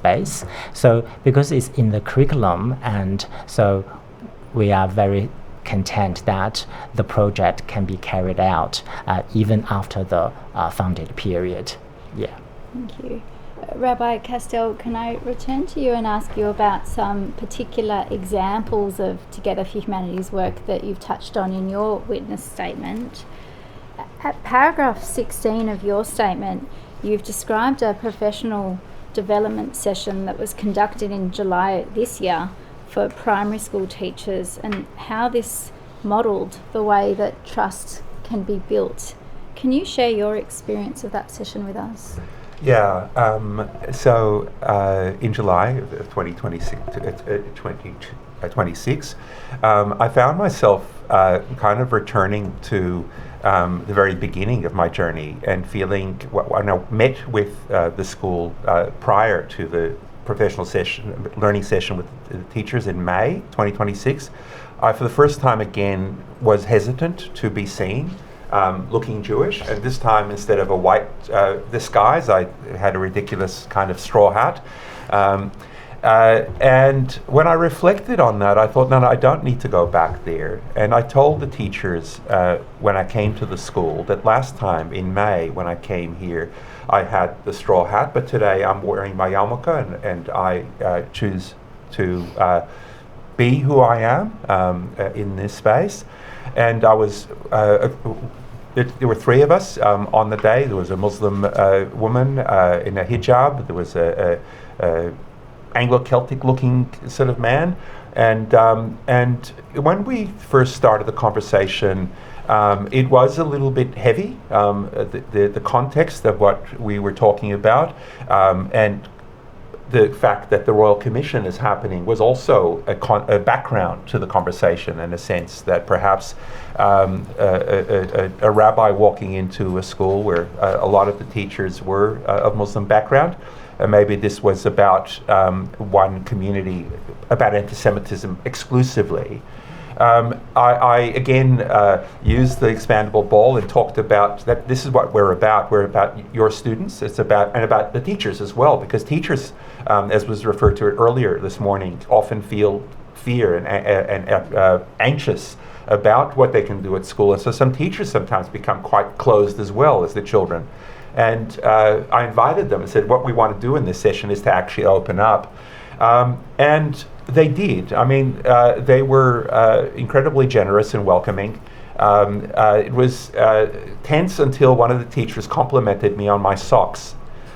They were fairly conservative socks. They were not particularly interesting, but it just broke the ice where we connected as people. Teachers talked about their experiences of the questions they ask, the social media that the children are exposed to, and how do they help young people navigate that. And we're encouraged to recognize that they knew a lot of the answers to their own questions, and to really support them and saying, well, you know, in your question is an implicit answer. You got this. I think it's often more a confidence problem than a competence problem. And I'm pleased to say that by the end of the session, there was definitely a feeling of openness, of easy, of laughter, of connection. And can I take you please to paragraph 23 of your statement? You've referred there to some sessions that were conducted for some Year 7 students in a school in around the middle of 2025 that explored Aboriginal history and in particular the significance of a welcome to country. And you go on to refer to the impact that some of that work had on the school community. Are you able to expand on that for us? Certainly. So this is, I did refer to this case study previously. This was a school where there were some significant problems of anti-Semitism. There were anti-Asian, particularly anti-Chinese comments that were made. And as I said earlier, there was a culture of pretending this was okay. I mean, there were some horrific and anti-Semitic things that were said at that school that were very distressing to some students at the school. And the school initially reached out to us just to talk to the students. We spent 6 days with the students. We had youth leaders from the Jewish community by BJE, I know, that came and presented at this commission. When we first came in October 24, there was a sense that there was an unease in the school culture. The school then, after an initial experience with us with small groups, so it was multiple sessions, but it was a once-off intervention or twice-off intervention, large group and small group sessions, we're encouraged to apply for a partnership that was administered by Dr. Hu-Jia. And that actually really was a game changer for the school, because part of that was us working with the teachers, but what it led to, as was described, as you described so well previously, is the school taking ownership of this. And so the teachers then began to train student leaders, older student leaders, to become the in-house trainers. And so in May 25, it wasn't us doing the work, it was the school doing the work. And so older students developed their own training for younger students, with talking about welcome to country, a connect game to find connections between people of different cultures. They developed some of their own concepts about microaggressions, and one of my favorite is micro-invalidations. I learned that from the school. I'd never thought of that before. I think it's a fantastic term, of micro-invalidations, which is, I think, what young people are doing to each other a lot of the time. But they came up with a word for it, or they found the word. I thank them for teaching it to me. They then did similar sessions for Year 8 students in October 2025. November 25, they did students programs for their Year 9 students. They brought us back again into the school late 2025, and I could feel an absolute difference in school culture a year later. I guess one of the most pleasing pieces of that case study is in May 2026. I visited the school and I bumped into one of the school leaders, and she said, I just want you to know that in 2026 we've had no incidents. So in 2025 and 2024 they had a lot of incidents, and from February to May 2026 there were no incidents of anti-Semitism, no incidents of racism within that school. So I think that's a great example of what the school partnerships can enable a school to do with this very small amount, a small investment from the government through us, the $10,000, in a school that's obviously committed. I'm sure the school used more time than we paid for, but it was a great result. Are you able to tell us just one or more examples of the anti-Semitic so-called jokes that had been circulating before? Yeah, one example in that school was a child being called a gas inhaler. They thought that was funny. Also at that school was a child being pushed into a narrow space and being sprayed with deodorant and to evoke the gas chambers. Those are just two examples.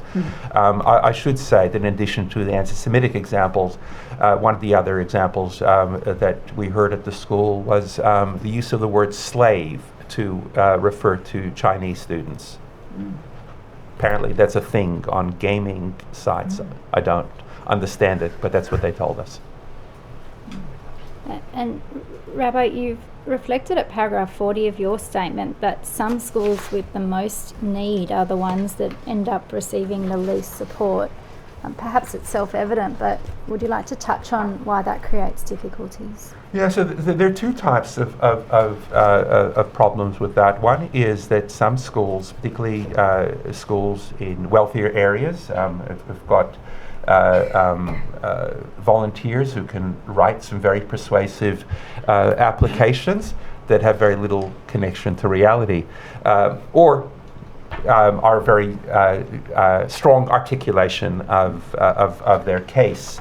Where other schools that are struggling, where there's more sort of lower on the spectrum of economic advantage, there's a greater pressure on schools, and it's harder for them to articulate their need.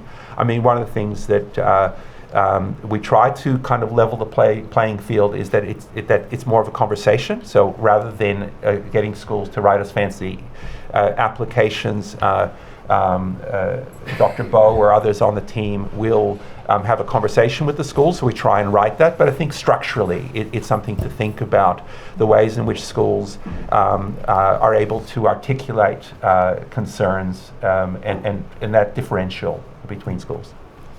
And you've also noted in your statement that a challenge that can arise is perceptions around the purpose and appropriate audience for intercultural understanding programs. Can you respond to why the Together for Humanity programs ought to be directed to schools who might not have a diverse or intercultural community? Oh, absolutely. One of the well-intentioned but most irritating things I hear in my work is a sense of looking at this purely from the perspective of the well-being of victims, and a sense that some of our children might be offended and therefore we need to do something about this.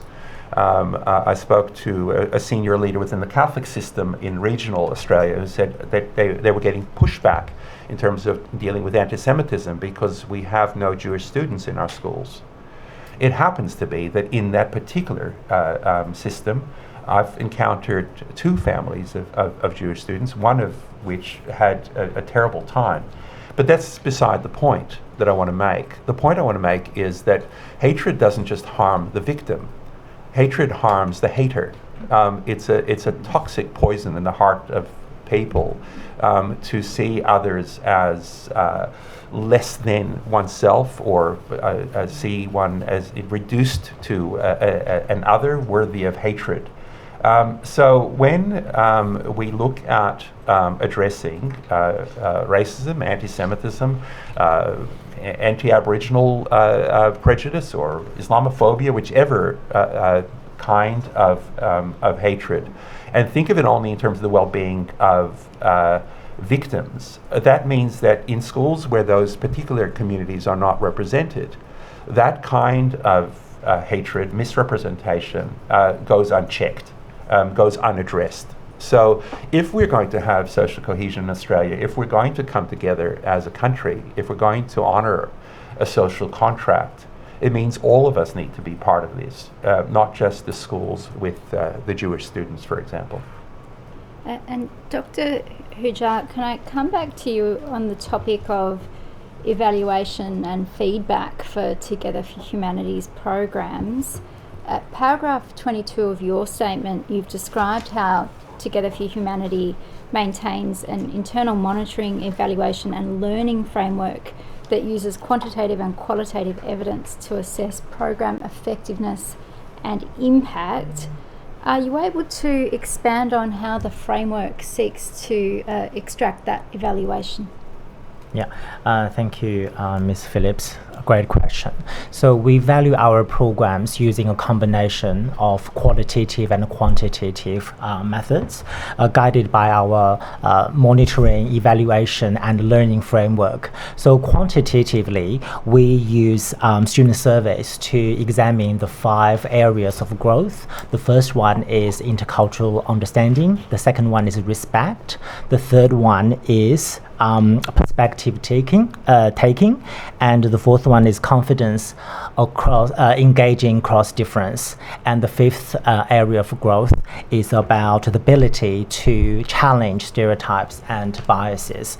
And qualitatively, we use student and teacher feedback, and also focus groups guided by the most significant change pedagogy and methodology, and the last one is school case studies. And so our program have also been independently evaluated by Western Sydney University, and research, and the research has been published as well to benefit the wider education community. So the evaluations found our programs helped students, here I quote, challenge stereotypes, reduce fears of cultural difference, respond to prejudice and discrimination, and develop empathy, mutual acceptance, and belonging. So this piece of evaluation research also found that our teacher professional learning programs have increased the teachers' capacity as well as capability of creating a more culturally responsive learning environment. So in this way, we try to triangulate evidence from different sources to build a more robust understanding of our impact. Yeah. Thank you. And in relation to qualitative feedback, Rabbi Kastel has included within his statement some examples of those from students and teachers, and I might just read out a couple of those examples. On page 8, one of the examples from student B reported, "It's important to me that we learn about Muslims and their culture and we make friends." This is from a Jewish student. "I think it's important to understand that we're all humans and we should try to get along." And then student C, "I'll be honest, I used to think that every Israeli or Jew is the same, but then I noticed that not everyone's the same. Together for Humanity helped me do that. Jews and Christians have a lot of common things I didn't know about. I don't know why there's a conflict when we're very, very close to each other." And then one final one from teacher A, who recorded, "We had a bus trip home from the Together for Humanity program and the boys were talking. One of the kids said, 'Miss, Jewish people are nice.' And I said, 'Yes, they are.' I said, 'They probably think the same thing about you guys as well.' Another one said, 'Yeah, miss, I've never met a Jewish person before.' One of them said, 'Miss, I thought that Jewish people would be racist towards us.' And I said to him, 'I once worked at a different place and there was a woman that was racist towards me, and the only person that stuck up for me was a Jewish person, and it's a true story.' And they were like, 'Really?' And I said, 'Yes, they understand the hardships that you guys go through because they've been through it and they're still going through it.' The conversation we had on the way home was almost like a light bulb moment for all of them." Can I ask Dr. Hu-Jia, from your perspective, being responsible for coordinating the program and receiving feedback of that kind, what kind of commitment it gives you to your ongoing work with the programs? Yeah, I share this with my colleagues actually a lot, in our day-to-day work. And, a huge amount of time is working with, documents and reports. And for a school and their successful stories, sometimes just reduced to a name, in a spread, sheet. But just it's so encouraging to receiving feedback, just like what Ms. Phillips shared, and in our school partnerships program, and we checking with the schools termly, and also we have comprehensive evaluation process.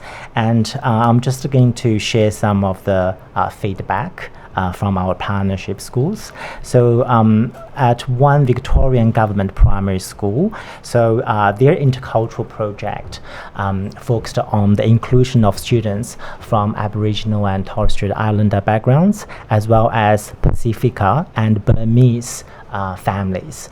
So it's so that project was focused on the inclusion of the 3 cultural groups. And so after the project, one parent told us, quote, "We feel part of the school now. It's not just about education, it's about connection." Close quote. And a staff member who was leading this project and reflected, here I quote, "This is how you address racism. You create a sense of belonging," end quote. Yeah, so this is example in 2025. Yeah, so that school also undertook a whole school approach, not just a one-off activity, but also the involvement with family. Yeah, so towards the end of the project, the school organized a community event inviting all the families come to the school and to listen to the students about their learning. So I was privileged enough to be invited to observe. So that was a great day. And just moments like this really just to make us feel like, all the hard work, paid off. And yes, in our work, we hear horrible stories all the time, but moments like this really give us hope. Rabbi Kastel, you've noted in your statement that prior to, or leading up to October of 2023, Together for Humanity facilitated a number of engagement programs involving Jewish and Muslim students. And you've described some of the moments of connection from one of those workshops in your witness statement from around paragraph 33. Are you able to share that with us? Yeah, it was an absolutely beautiful moment. I was able to find the date of that encounter. It was on the 30th of May, 2019. There were students from a public school, mostly of Lebanese Muslim background. There were Jewish students, and they needed to think about the ways in which we experience hardship as young people. And part of the aim of the exercise is to see that we're not alone.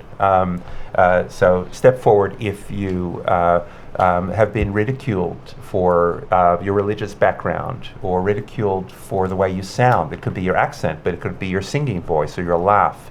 It could be your hair color or your skin color. And then we invited the students to think, to offer their own examples.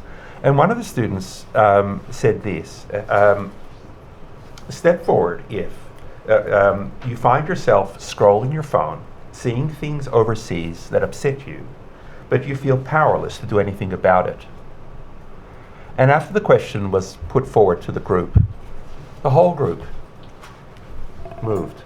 The whole group crossed the room, because all of them had experienced that same kind of experience. Now, obviously, the specifics of what they were scrolling and the specific details of that would be quite different for various students. But they were able to be united in their difference at that moment. How old were those students roughly? Around 15. And you've noted that since, or over the last couple of years, the Together for Humanity cultural exchange programs involving Jewish and Muslim students have not taken place. I understand that your belief is that it's very important for that kind of programming to resume. Are you able to comment on why? Yeah, and I'll comment from a personal perspective rather than from a Together for Humanity perspective. I mean, this is deeply personal for me. On the one hand, I respect schools considering the sensitivities of children and parents, and that's true across various communities we work with, because even if some children are up for it, as they have told us they are, and they do want to meet the other, and they're quite curious and wanting to connect, there are other children who might be far less enthusiastic, and certainly parents as well. So I understand why schools may choose to not engage in such activity at this time. I do hope that will change in 2027, but those decisions have not yet been made. But I think one of the things that's really important, we talk about multiculturalism in Australia, and there's a certain sense of a social contract which really boils down to live and let live. And when we think deeply about what that means, what does it mean to live and let live? It means that we live and let live with people being their full selves in ways that don't impact on other people. But that also includes attachments to places outside of Australia. I consider myself 100% Australian. I live here. I was born somewhere else, and I've got family in other places. I've been back to my ancestral roots back in a little village in Verbov, Slovakia. And I have deep attachments to the land of Israel. It's part of my prayers. The Passover Seder ends with next year in Jerusalem. That's part of who I am. And I know the Commissioner met a good friend of mine who identifies as an Australian Palestinian Christian man, and he has his attachments. And I am curious about his experience and his family and his pain. and he's interested in mine. And there are people who identify as Macedonian or Greek. There are people who identify as Iranian, others who identify as Persian. There are Aboriginal people living off country who feel connected to places other than the place they live. And I think the social contract needs to include all of that. But sometimes in our reductionist way of thinking about each other and representing each other, we lose sight of the full person. And meeting people from other communities is a way of seeing each other accurately. And you've also identified in your statement that your personal experience and that of some of your Together for Humanity colleagues of late is that some schools have become hesitant to engage directly with the issues of anti-Semitism and Islamophobia due to a perception that these are politically sensitive topics. How does the organisation work with schools and teachers to reduce that avoidant approach, if I can describe it in that way? Yeah, I mean, I think it's important to acknowledge that we don't work with all of those schools. Some of them will choose to not deal with something that they find challenging, and we can only help schools that want to be helped. Having said that, one of the ways of overcoming resistance is actually to make it visible, to talk about the reality that the intercultural encounter often involves discomfort, and to invite teachers to reflect on the level of discomfort that they have and to consider that. A related activity, not specifically about the two prejudices you mentioned, is the resistance on the part of some teachers to acknowledge any form of prejudice within their school. We see the world as we are rather than as the world is, and one of the methods to help teachers explore that is to get them to survey the teachers and to find out how often do various teachers in the same school observe incidents of prejudicial behavior or incidents of racist or anti-Semitic or Islamophobic or whatever. And what we find is that in the same school, you'll have some teachers who see it multiple times a week, other teachers who might see it once a month, and some who think it never happens. And it's inviting them to actually reflect on that. That's another way of overcoming some resistance. And I'd like to conclude by asking you each just about a couple of the recommendations that Together for Humanity in its submission to the Royal Commission has put forward.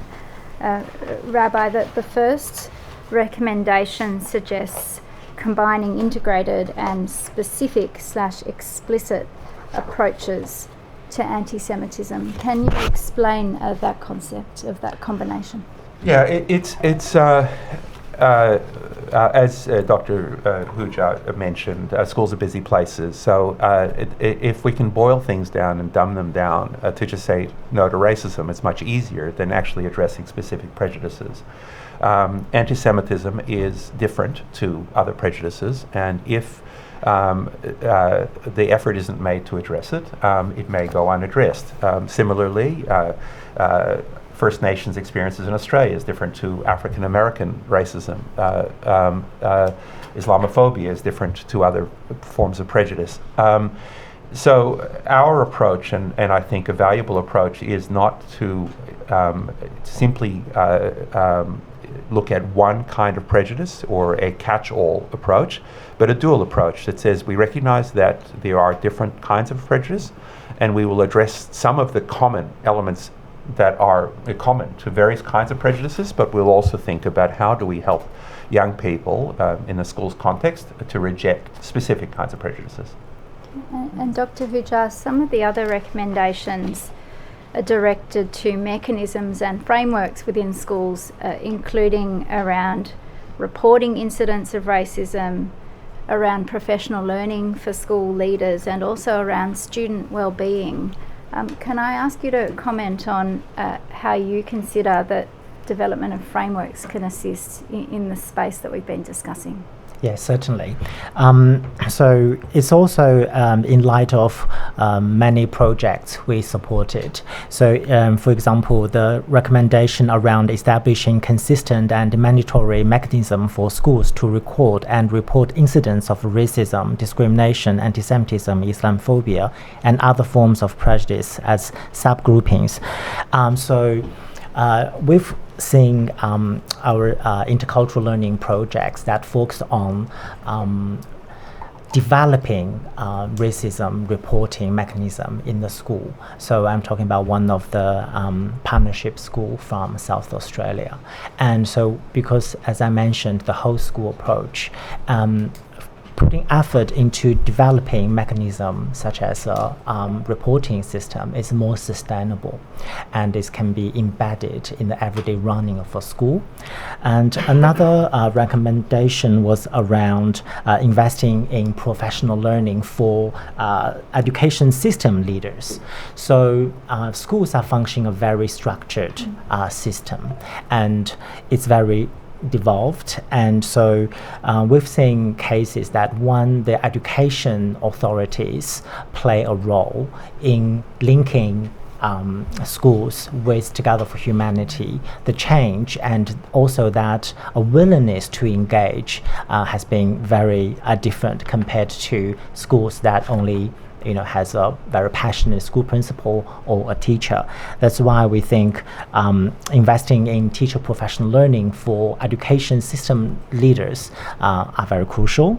And also, as Ms. Phillips mentioned about developing a national framework for student well-being and social cohesion. And so I think we all agree that one of interventions is not sufficient.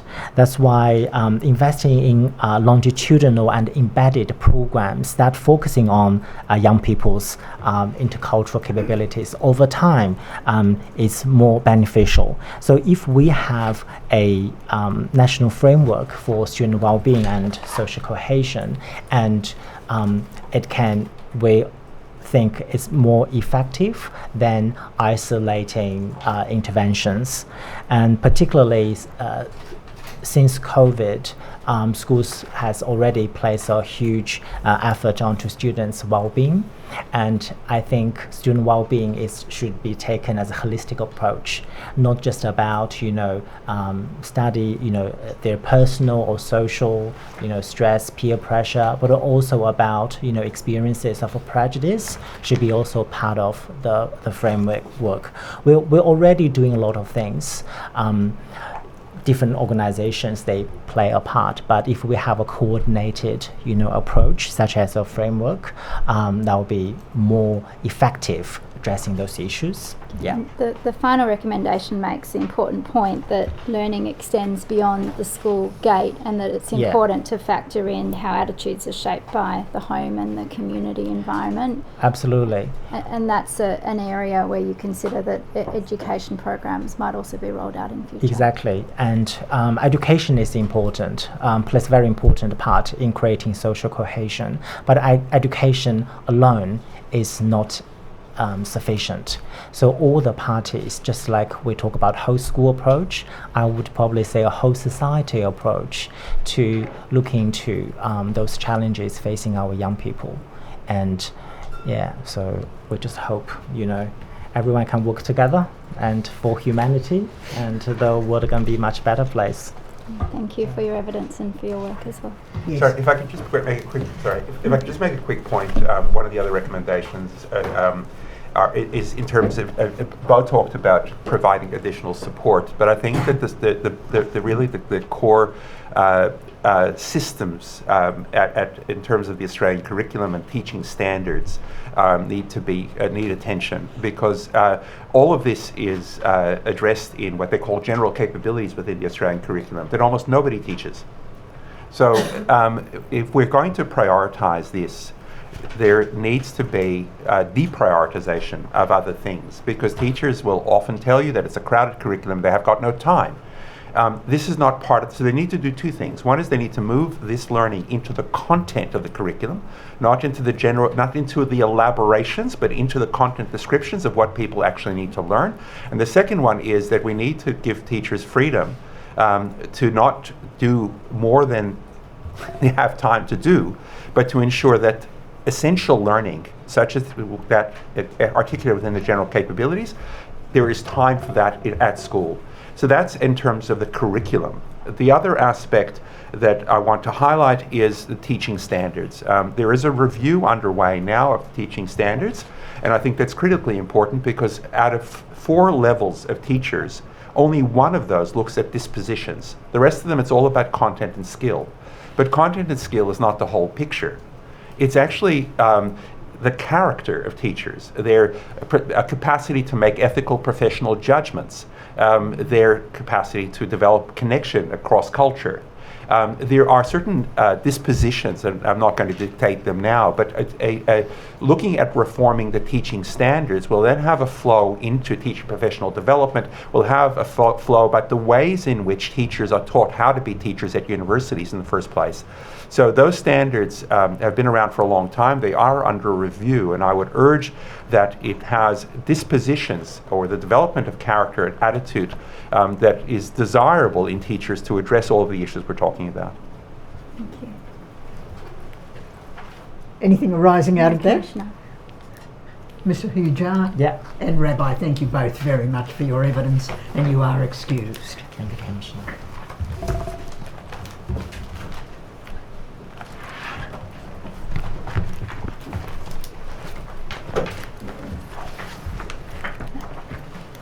Commissioner, our next witness that I'll be calling is Herbert. Yes.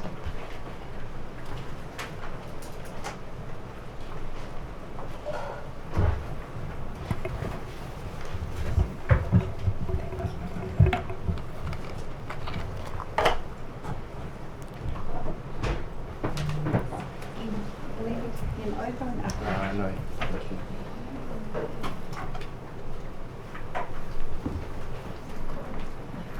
Do you swear by Almighty God that the evidence you give shall be the truth, the whole truth, and nothing but the truth? I do. Can you please state your full name? Herbert, Your address is known to the Royal Commission. You've prepared a witness statement dated the 14th of August 2026. that's correct. Are the contents of that statement true and correct to the best of your knowledge and belief? Yes. Commissioner, I tender the witness statement. It has doc ID stat.899.000.0642_R. Yes, the statement will be received as an exhibit. You are the CEO of Faith Values, a Christian not-for-profit organisation, That's correct. and you've held that position since 2021. That's correct. Faith Values works with multi-faith communities to help educators engage their students with diverse worldviews, beliefs and religions. Is that right? That's correct. And the aim of the organisation's work is to strengthen community connections and social cohesion through informed and respectful dialogue. That's correct.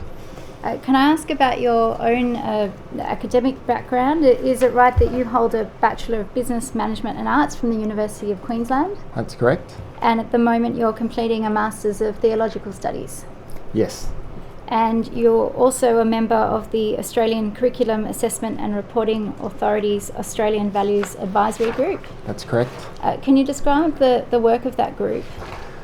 So currently with the work of the National Educational Task Force and with the current review happening around the curriculum, the current Australian curriculum is being reviewed to look at opportunities to bolster opportunities for anti-Semitism education, but also look at Australian values education as well. So that's the capacity that I'm engaged in on that advisory group for Australian values education.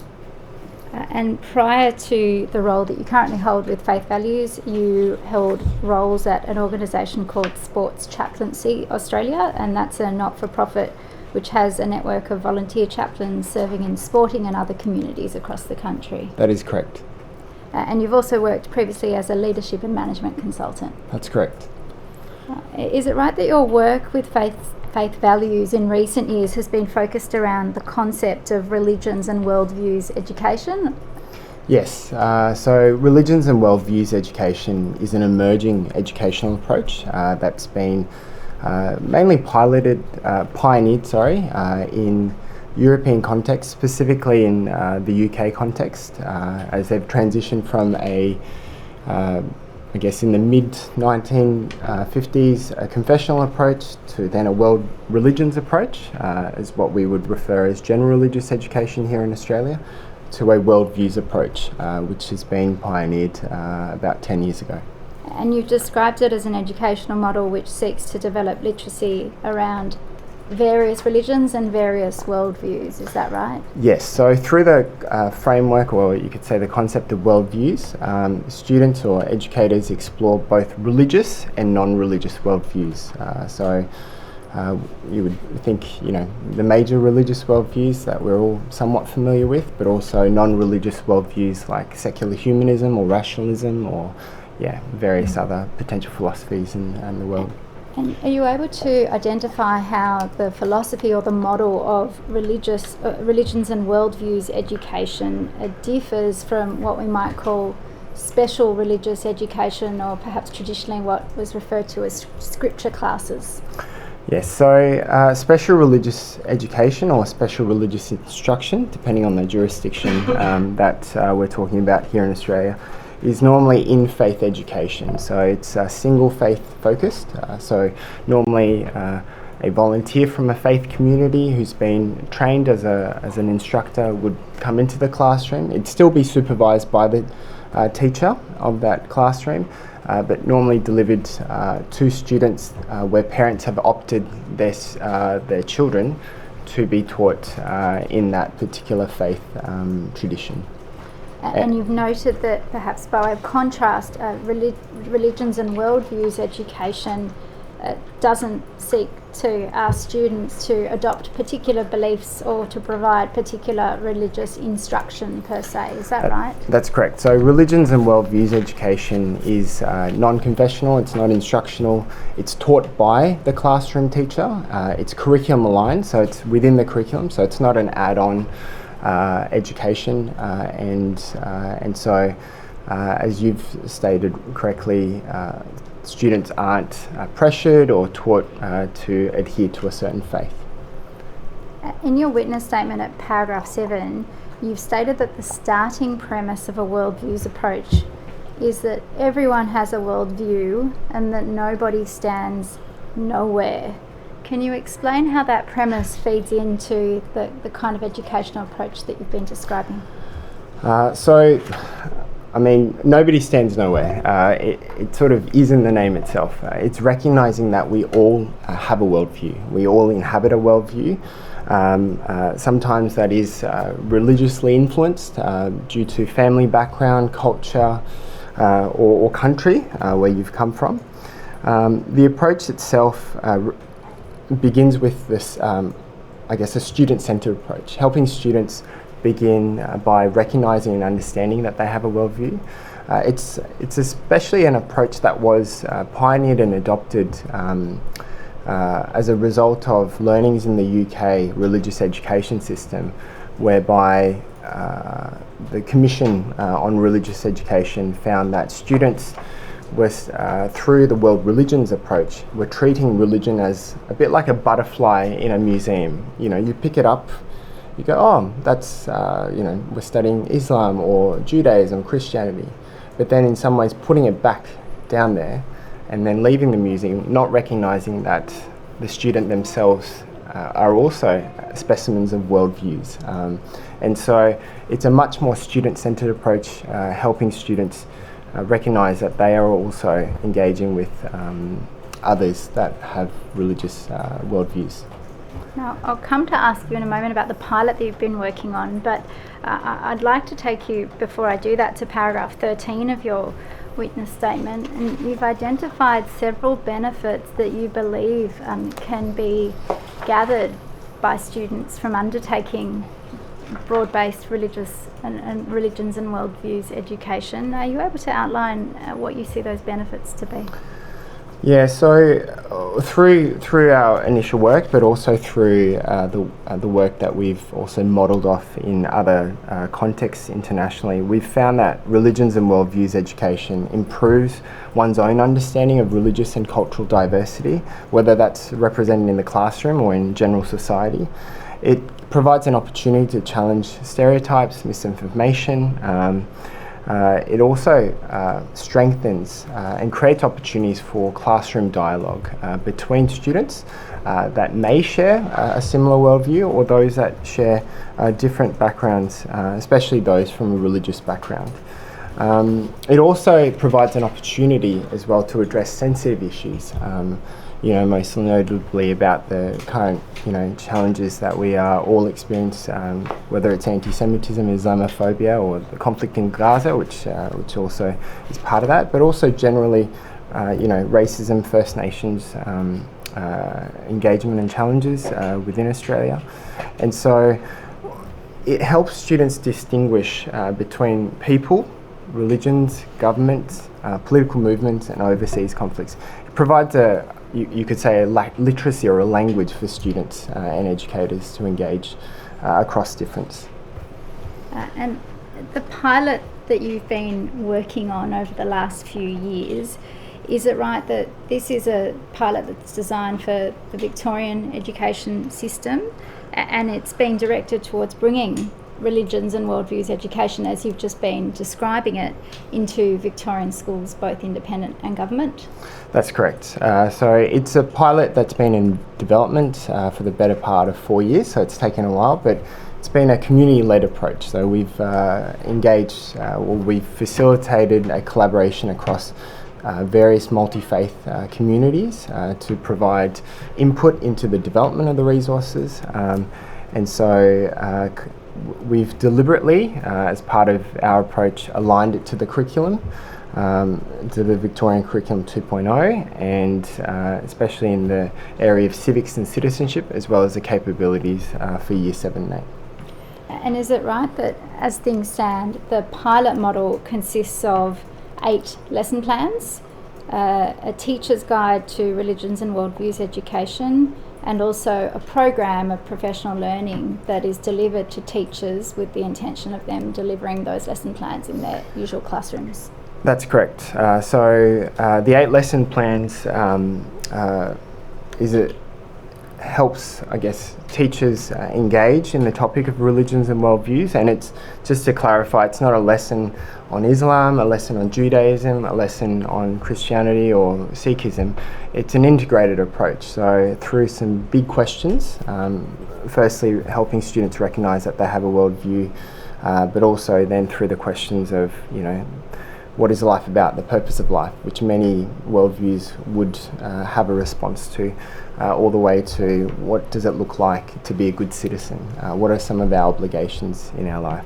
And so that forms part of the 8 lessons. Then a teacher's guide, which helps as a bit of a handbook for teachers to quickly understand what each worldview, religious and non-religious worldview, stands for, as well as an in-person professional learning session to help teachers or educators engage with the materials. And across those various thematic strands that you've just described, can you indicate which religions and which worldviews receive coverage? Sure. We tried to fit in all 180 faith traditions, which is practically impossible, but we do cover the 6 major religious faith traditions, so Buddhism, Christianity, Judaism, Islam, Hinduism, Sikhism, and then also humanism and rationalism as well. And the lessons that have been developed as part of this pilot, what age group are they designed to be administered for? So it's for Year 7 and 8, 12, 13-year-old students. We've also found some of our pilot schools have actually piloted or taught it at a high level in Year 9. So there is some flexibility there, but yes, they've been designed for Year 7 and 8. And can you comment on why that age group was specifically chosen? So with our engagement with the curriculum, we are aware that there's actually multiple opportunities to teach about worldviews.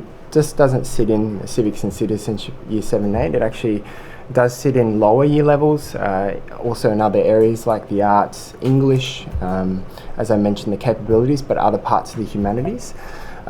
One particular, I guess you could say, reason why we started with year 7 and 8 is as we engage with various educational consultants, we found that year 7 and 8 was a hinge point where students were transitioning from primary to secondary. And so many of them would be in a new environment, finding their place. And so we found that that would be a great opportunity for them to also engage in the topic of worldviews. Can I also recognise that the research does show that students have already in some ways developed their own values and worldviews before they start school, so at 5 years old. So this work is actually quite relevant all the way through from foundation to year 10 or year 12, but we've found a lot of beneficial, positive feedback through the year 7 and 8 year levels. Is it right that to date the pilot has worked with around 40 teachers across around 15 Victorian secondary schools, mostly independent schools, is that right? That's correct. So that's been in the pilot. We actually last year did engage some further teachers, other teachers, as part of a pre-pilot, just to prepare for a pilot, given the sensitive nature of religious education. So yes, at least 40 have engaged. And to the best of your ability to estimate, you think that pre-pilot, as you've described it, has reached approximately 1,200 students? Yes. And those schools that have had involvement thus far, they include a Jewish school and also a Muslim school? That's correct. And phase 2 of the pilot, or perhaps the pilot following the pre-pilot, if I can call it that, yes. Is it right that that's proposed to involve rolling out the program into a number of Victorian government schools? Yes. So just to clarify, we are currently in the pilot phase, and so our ethics approval initially was to cover independent schools. We've now received ethics approval to pilot in Melbourne Archdiocese Catholic schools, and as you rightly pointed out, also Victorian government schools. And the Victorian Department of Education has approved doing so as a research project? That's correct. And you've identified that currently there are around 100 teachers from government schools and elsewhere being recruited to participate? So yes, so the ethics approval, or RISEC approval that we've received, give us parameters for 10 schools across Victoria and 10 teachers within each of those 10 schools. So yes, up to 100 teachers. And to date, how has the rollout of that work been funded? So far it's been funded by various, it's been a multi-sectorial pool of philanthropic funding, both from multi-faith communities themselves, so various faith communities. As a Christian not-for-profit, there's been various Christian foundations that have funded it, but we've also received funding from overseas, from the Templeton World Charity Foundation, as well as Collier Charitable Foundation, and more recently Scanlon Foundation have committed funding the government school pilot. And you commented a bit earlier on the development of the program and the pilot. Can you expand on how different faith communities contributed to some of the course materials and the training materials that are to be used? Sure. So if we can sort of picture maybe a scaffold of a house, we engaged some educational advisors and consultants who were who were experts in worldviews education, both overseas and here locally, to help develop the scaffold of the lessons around the big questions. As I said, questions about right and wrong. Should we right our wrongs? What is life about? And then through those lessons, there were opportunities where different religious and non-religious traditions or worldviews could provide a response. So, the first or the third lesson, which is around the purpose of life, every faith tradition as well as non-religious worldview had the opportunity to directly contribute to that. We also have a teacher's guide, which has that ultimate questions framework, where each faith tradition was then able to provide their responses, as well as background context and history to their particular faith tradition or worldview.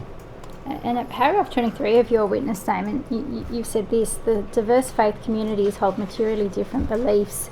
However, they share a commitment toward improving religious literacy and social cohesion, demonstrating that communities with diverse beliefs can work constructively together in pursuit of a common civic goal.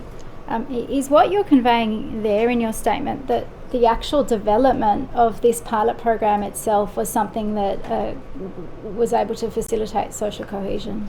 Yeah, I think from what we can witness, and what was quite interesting was when we were about to receive funding for the pilot development from the Templeton World Charity Foundation, which is quite a significant international foundation. They themselves commented of saying, you know, they funded many different, hundreds of various projects around flourishing in education, but they didn't come across many that had multiple stakeholders, whether that was faith communities, whether that was universities, educators, and so the exercise in its development is a model or an example of what social cohesion is.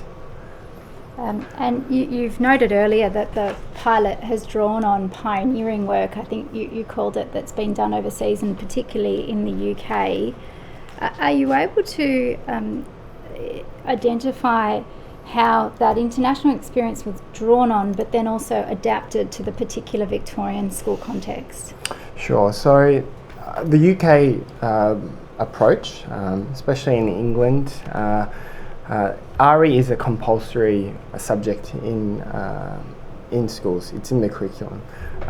How it's then administered is it's also administered in terms of an approved syllabus by each county, or we could say each state. And so their approach is a bit different to our approach. Their context is a bit different to our context, but in terms of the philosophy or the approach of worldviews is still quite relevant. And so through our engagement with those that have led that work in the UK and with our local experts here in Australia, we were able to contextualise that approach for our curriculum here, and that's where housing it or aligning it to civics and citizenship was the best way to go. It's still early days, it is. But there's an evaluation that's proposed to be conducted when the program is administered within government schools. Are you able to comment on what that evaluation will seek to measure? You touched on that at paragraph 30 of your witness statement.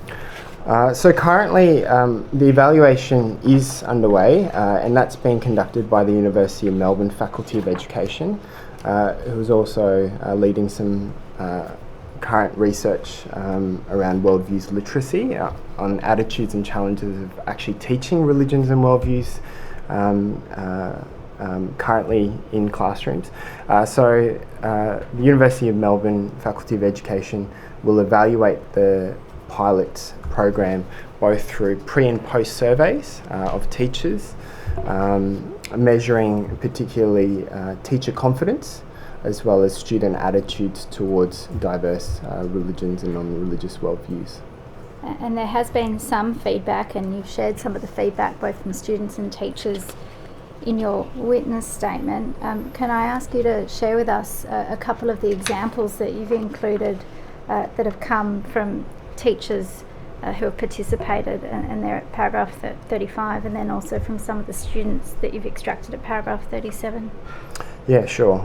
So some of the teachers shared that the resources gave them a practical and balanced way to discuss religion in the classroom.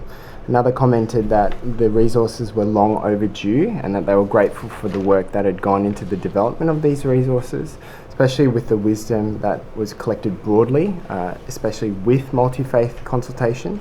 They also commented that students were genuinely interested and asked thoughtful questions.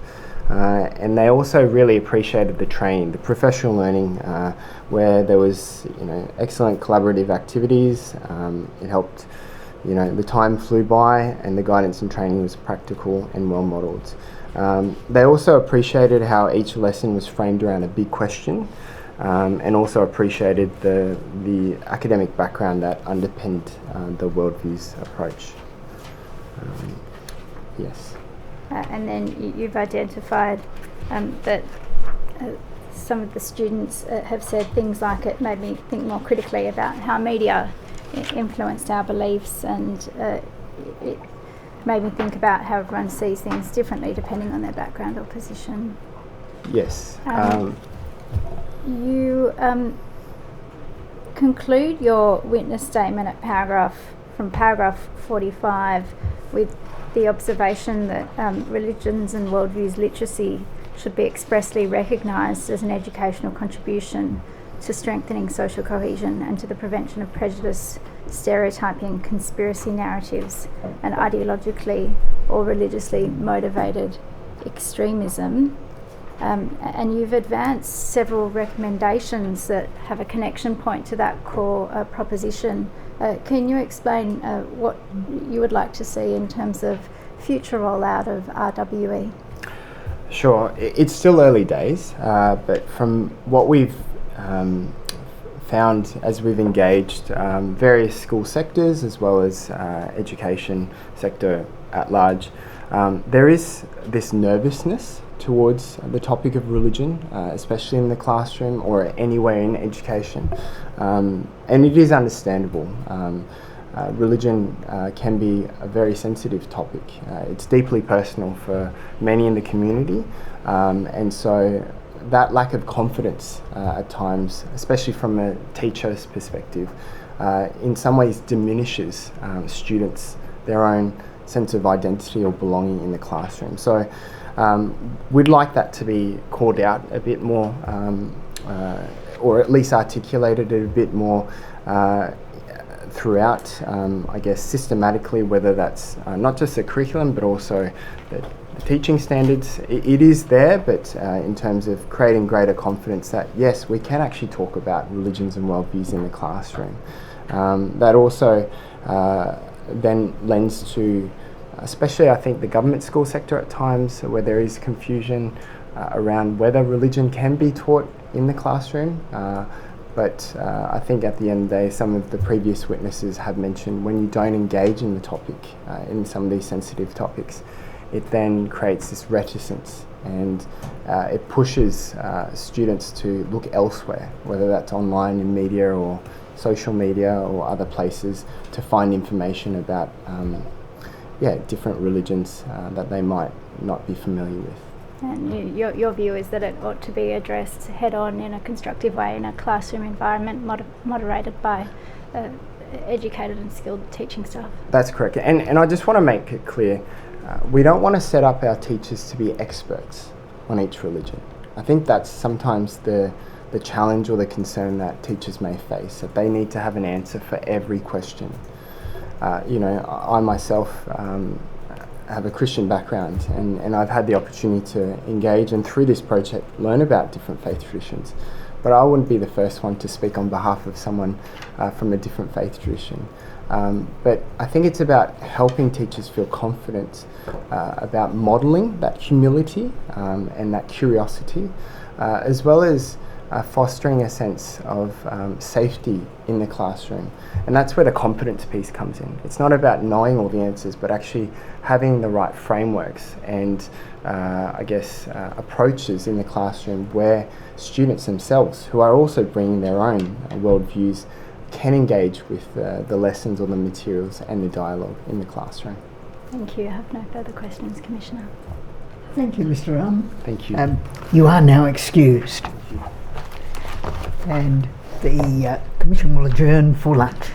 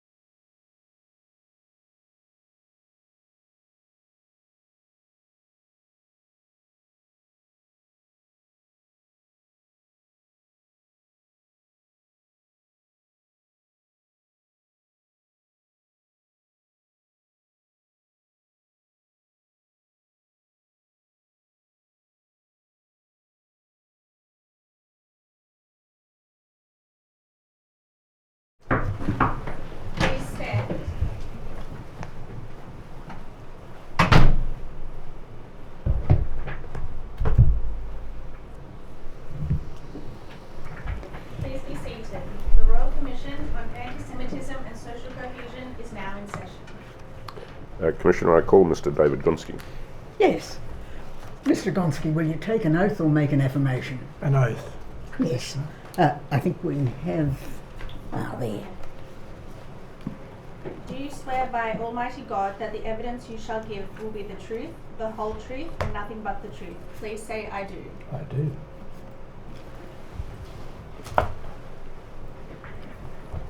Mr. Gonski, what is your full name, please? My full name is David Michael Gonski. Your address is known to the Royal Commission. You've prepared two written witness statements, the first of which is dated 1 July 2026. Are the contents of that statement true and correct? I believe that is correct, yes. Commissioner, I tender the first statement. It bears the ID sta.0437.0001.0001_R. Yes, the first statement will be admitted as an exhibit. Mr. Gonski, your second statement is dated 13 August 2026. That is correct. There are a number of corrections to 3 paragraphs of your second statement. Can I just briefly identify those for the record? The first is in paragraph 1, the final 4 numbers 0437 should instead be 0631, is that right? That is correct. In paragraph 21, in the first sentence, the word now should be deleted, is that right? That is also correct. And then in paragraph 31, which is a list of documents relevant to your statement, I think there are 2 minor amendments. In item 30, N should be Y. That is correct. And in item 31, N should be Y. That is correct. And with those corrections, are the contents of the second statement true and correct to the best of your knowledge and belief? It is. Commissioner, I tender the second statement. It has the ID sta.0631.0001.0001_R. Yes, the second statement will also be admitted. And accompanying the tender, or I also tender the documents referred to on the exhibit list relating to Mr. Gonski's evidence. Yes. Mr. Gonski, you're independent chair of the Antisemitism Education Task Force announced by the Prime Minister on 18 December 2025. That is correct. You've provided in your first statement a summary of your very extensive experience in commercial and public life in Australia. It's difficult to do justice to the scope and depth of your experience in a few questions, but I will make a start. Your career in business includes current roles as chairman of Sydney Airport and non-executive chairman of Magellan Financial Group. That is correct. Formerly, you have been chairman of the ANZ Bank, chairman of Coca-Cola Amatil, chairman of the Australian Securities Exchange, director of Singapore Airlines, a director of Westfield Group, and a member of the Takeovers panel. Is that correct? That is correct. Your current roles in public life include positions as chairman of the UNSW Foundation, a member of the board of the Lowy Institute, and a member of the Commonwealth Government's Competition Task Force Expert Advisory Panel. Is that right? That's correct. You are a former Chancellor of the University of New South Wales, and you hold the titles of Emeritus Chancellor and Emeritus Professor at the University of New South Wales. That is correct.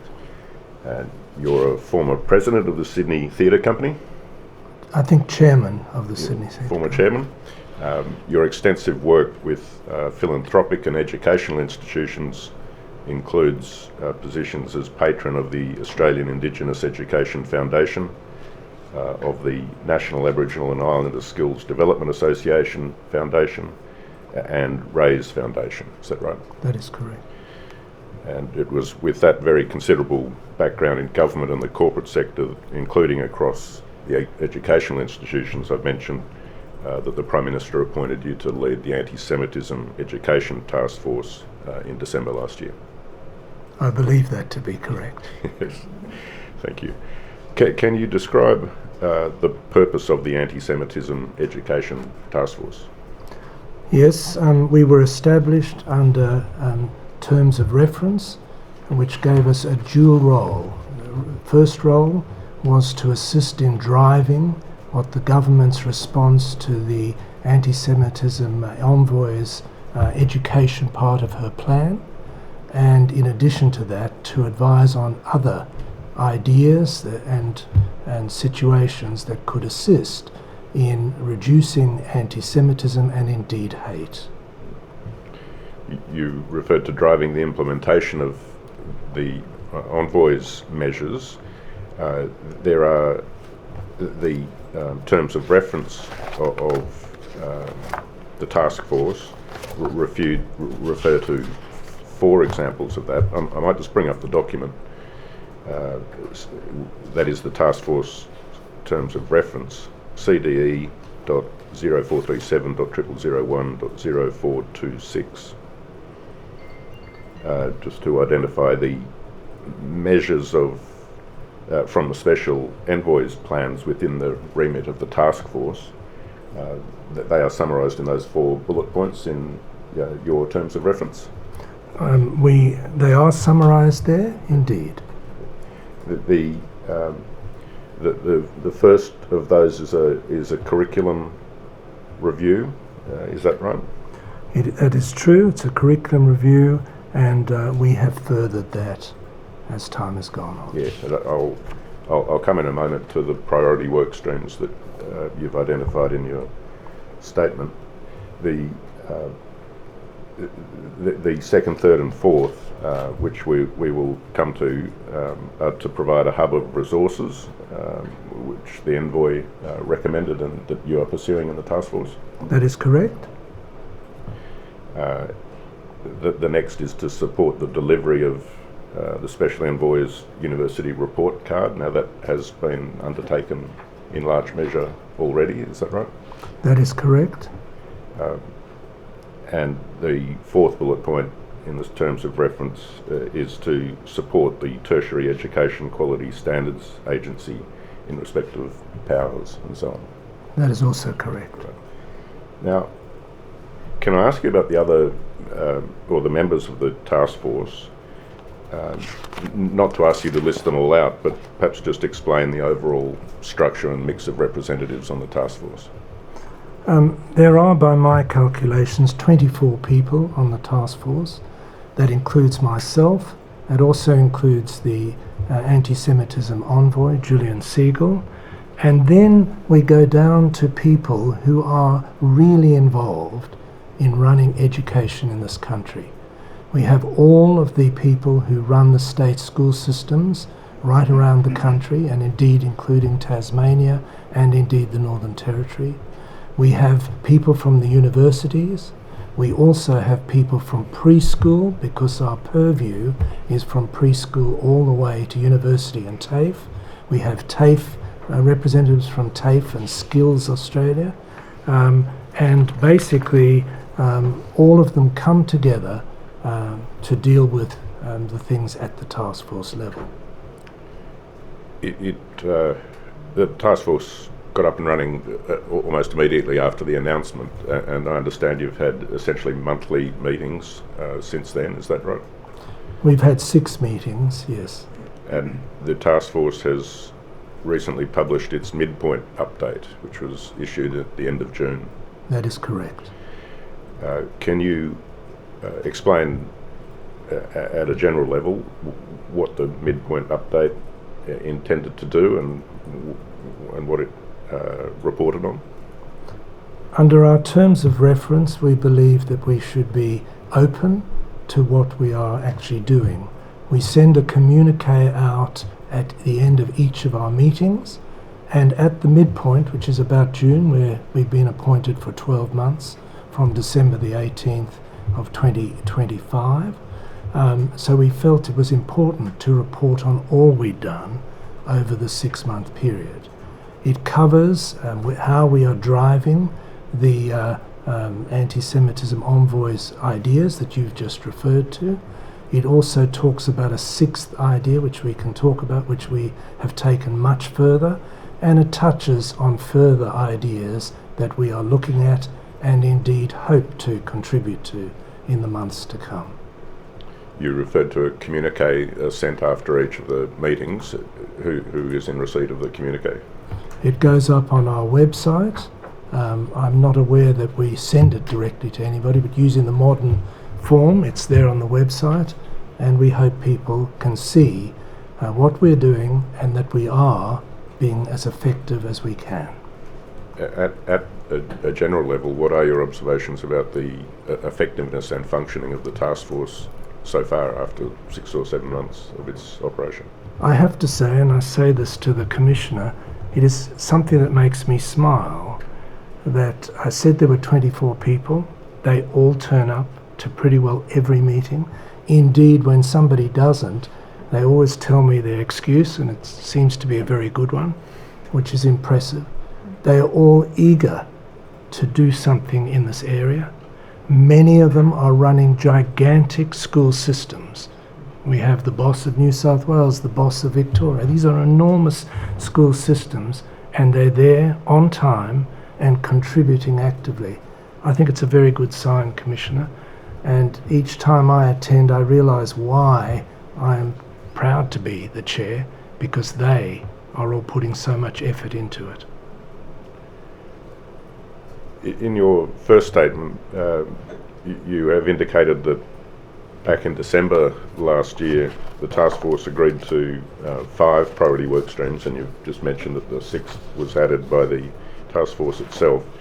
The first 5 arose from the government's response to the Special Envoy's plan. Is that right? And it encompasses professional learning trials, universities, curriculum review, higher education regulation, and social cohesion resources. As far as we're concerned, it absolutely accords with the 4 bullet points that you referred to under the terms of reference. Yes. And then the 6th work stream, what was that, and why was that added? The 6th one that we added was basically an idea that was based upon grants that are given for Commonwealth funding, mainly for research, and a great deal of it to universities. And we wanted to get some experts to have a very good look at what rules, policies and so on should apply to make sure that those grants are consistent with the Commonwealth's own legislation, their combating anti-Semitism legislation of last year. Thank you.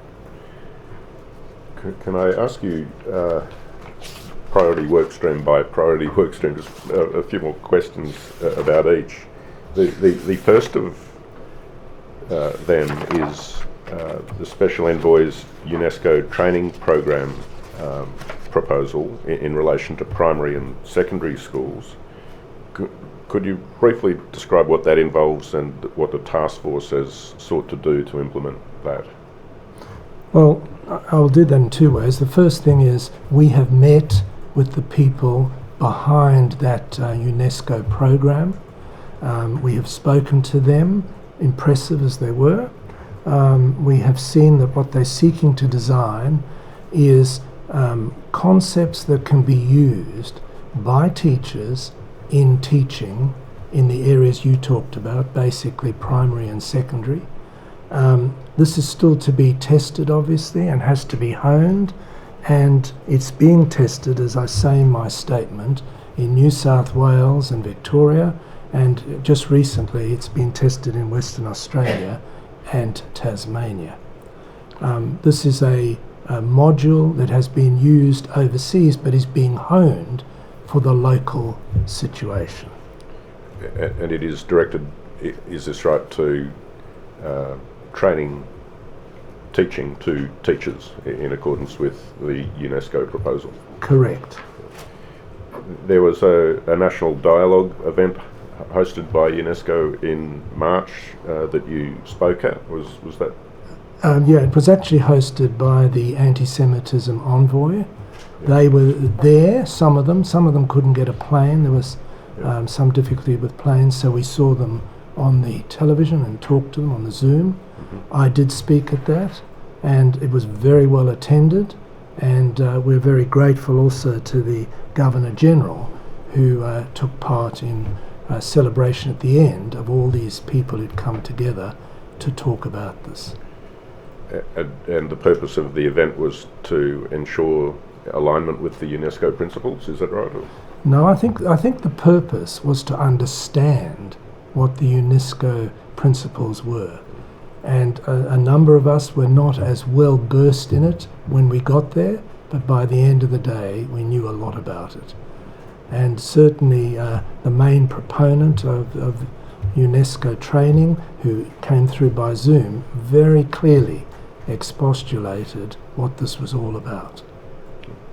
And where is that particular work stream up to at the moment in terms of the task force's work? Well, we have it reported to us at every one of our meetings.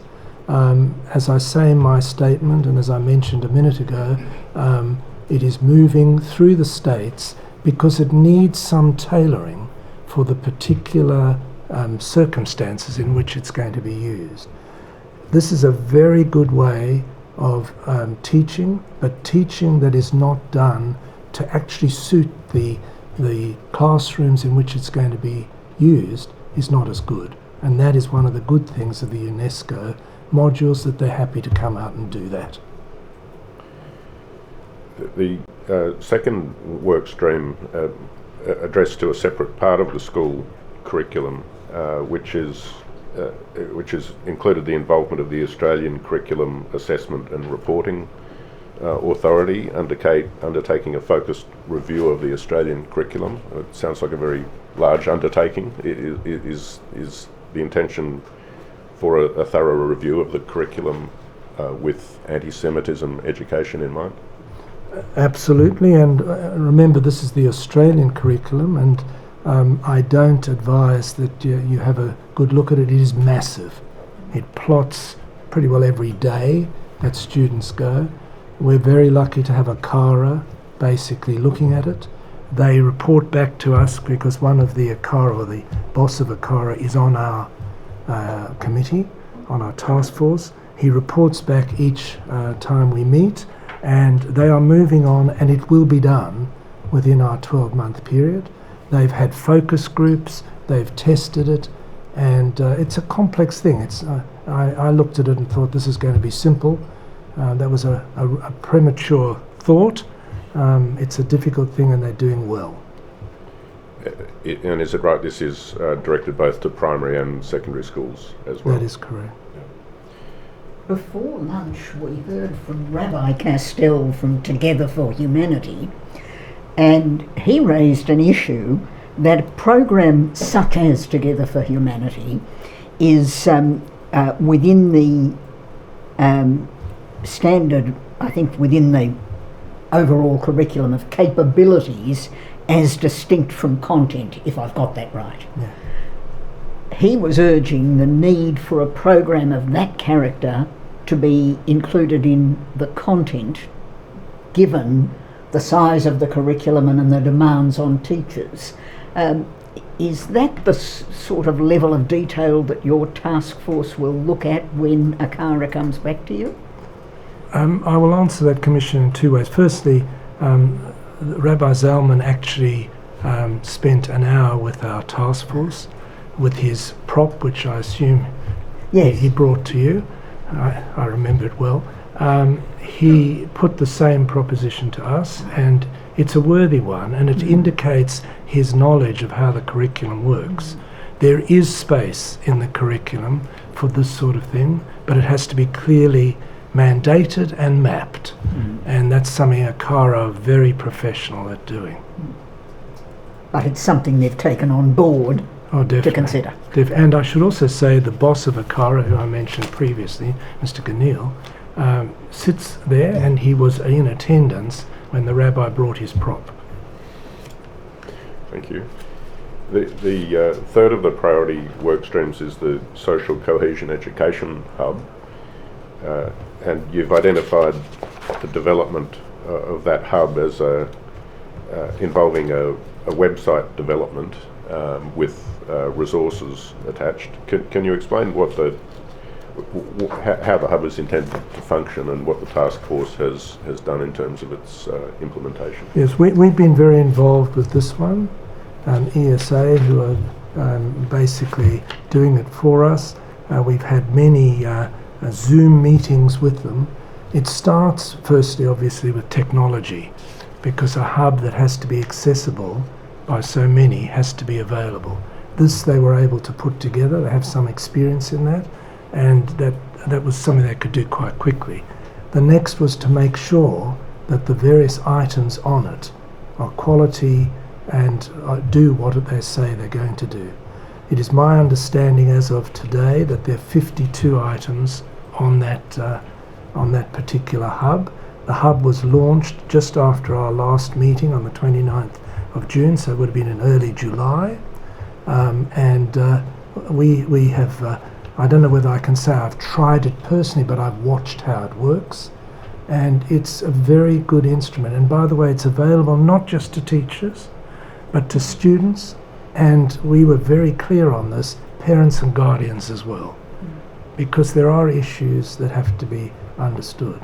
I should also add, as is in my evidence, about half the modules that are in there relate to anti-Semitism. The rest relates to racism generally. We see that as a positive, and over time much more will be put on the hub, and we hope that it will remain and be a strong provider of good advice and ideas to people in the future.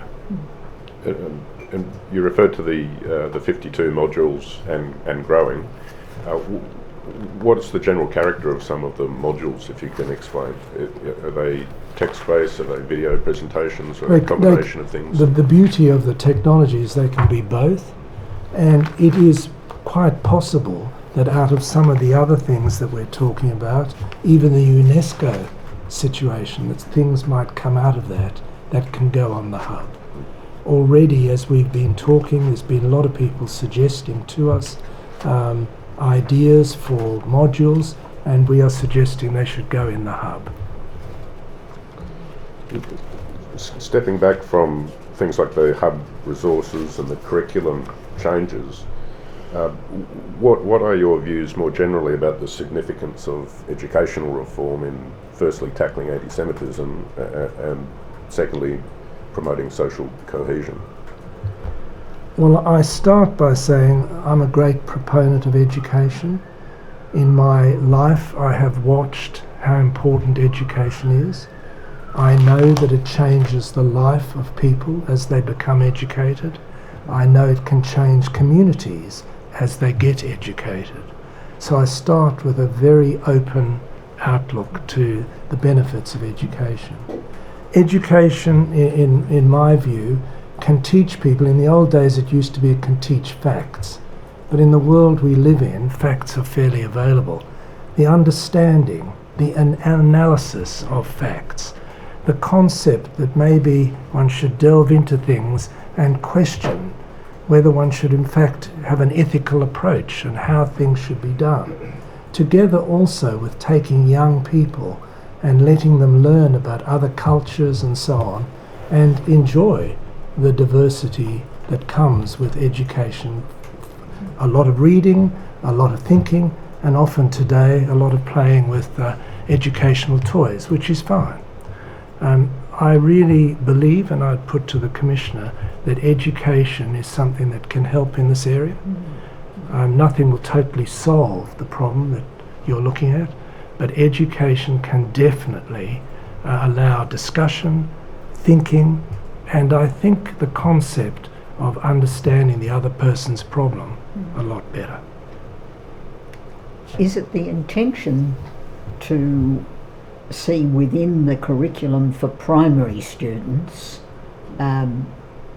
material that is directly concerned with addressing anti-Semitism and other forms of racism? If I say anti-Semitism and other forms of racism as a whole, the answer is yes.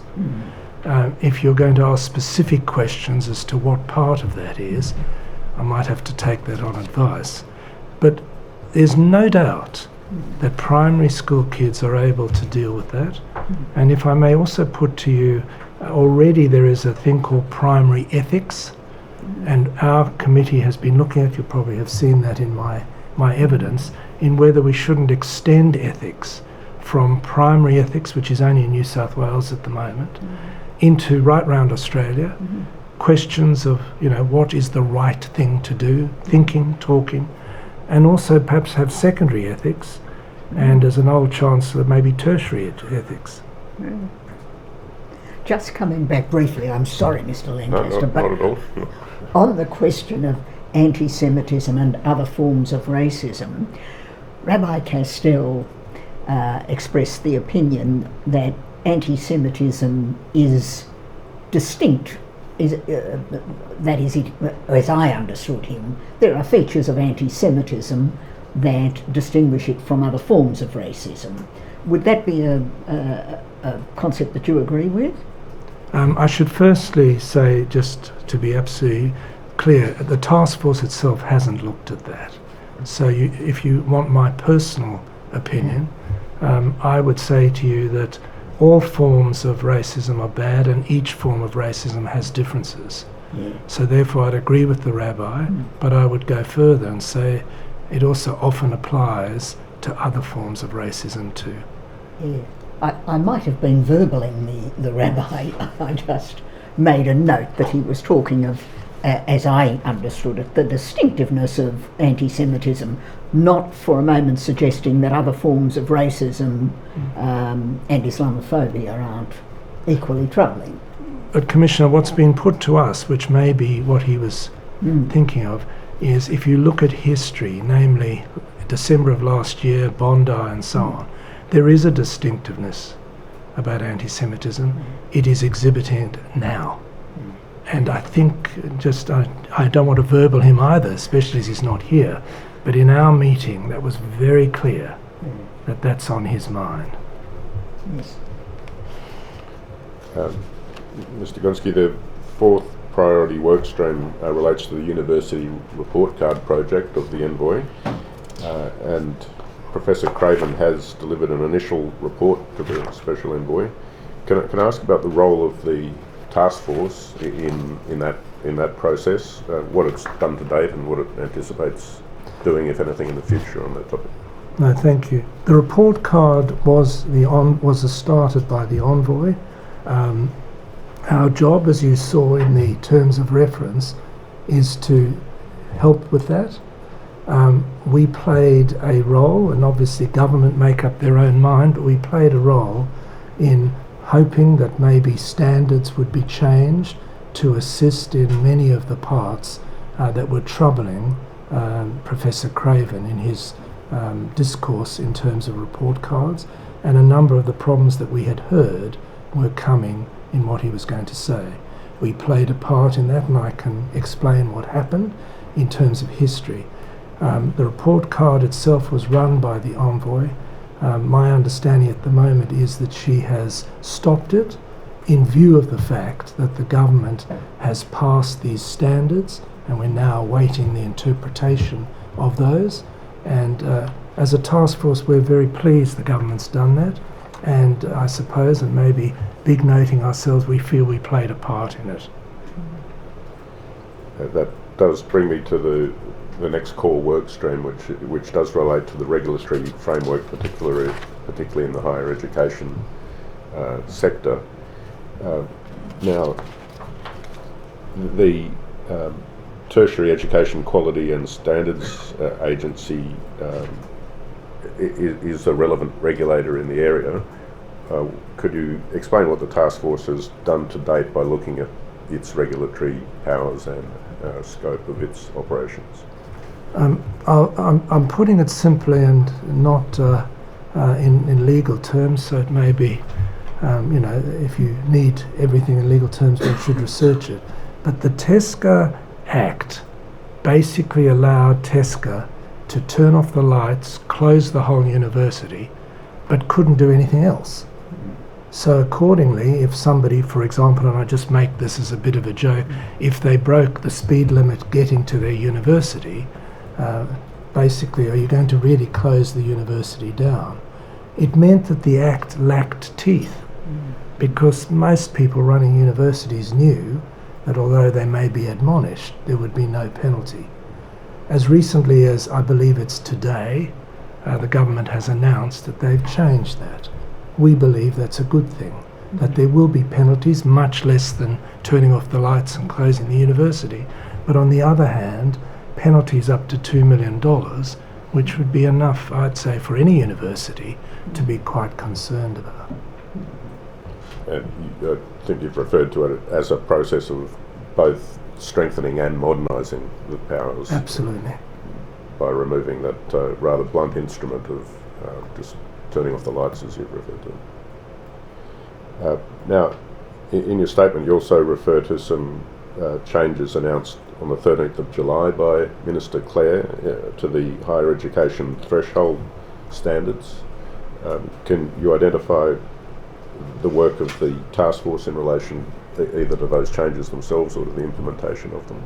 Going back to my previous answer, when I talked about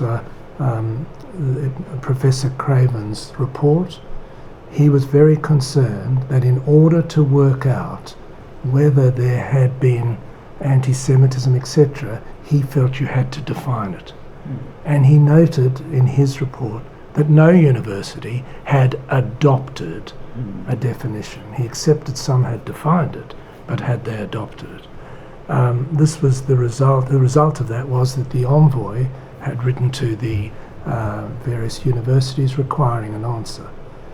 We're very pleased to be allowed through our Secretariat, which is also the Department of Education federally, to be able to help refine what a standard could be and what we came up with. And I must say, obviously, the Minister is the person who made that decision, and in turn the government. But it is a statement that a university must define all aspects of racism. And in fact, if you look at the standard, it basically says anti-Semitism, anti-Islamophobia, etc., etc., First Nations included. And so that has now made it law that the university must have a definition. As to what that definition should be, which is what Professor Craven was trying to get to the thing, we now await the next step, which will basically be a statement of interpretation. And we think that'll come out later this calendar year, and it will say what a definition should be. And we are hopeful that it will not be an all-encompassing, you can do what you like. I don't believe it should be, but it will actually maybe state one or two definitions that are acceptable under the standard. In terms of anti-Semitism, the G8 universities set up a body with Dr. Finkel to advise them on anti-Semitism, and from the report of that body, it would seem those universities have agreed on what is called the Universities Australia definition. Are you familiar with that one? Oh yes, Commissioner, and I should also say to you, we were lucky enough that Dr. Finkel came to task force, all 24 of us, and spoke to us about it. And in your view, were universities across the Australian jurisdictions to adopt the Universities Australia definition, would that be a reasonable approach to take? That is a very good question, Commissioner. That would be my personal observation, and I don't know that you need it. Let me put it this way. UA's definition has been around for 2 years. Yes. We were quite happy with the Finkel report. We thought it was a well-written, well-argued situation. There are many who prefer the AHERA definition, and indeed the federal government has adopted that definition, and a number of state governments have too. So I don't think it's for me to say which one, but let me say this, that if the interpretation were to give, say, universities an alternative of those two, I personally would regard that as a very good solution. But that's my personal thing and not the task force. Now, just while we're on the Finkel report, can I ask this further question? the Finkel report noted the work that had been done by Robert French in his very comprehensive report on freedom of speech and academic freedom. And as I read the Finkel report, there was support for that model, save in one respect, which related to easing the strictures that Robert French imposed in relation to conduct that concerns the health and well-being of the student body. And the Finkel report did that, saying times have changed. The conditions are materially different to the conditions in 2019 when Robert French drafted the model code. Do you, well, again, I'm seeking your personal views, I'm not, but do you see that as a sensible modification with otherwise support for the French model code? From my point of view, yes. I was around as a Chancellor in 2019, so I'm well aware of the excellent work that he did.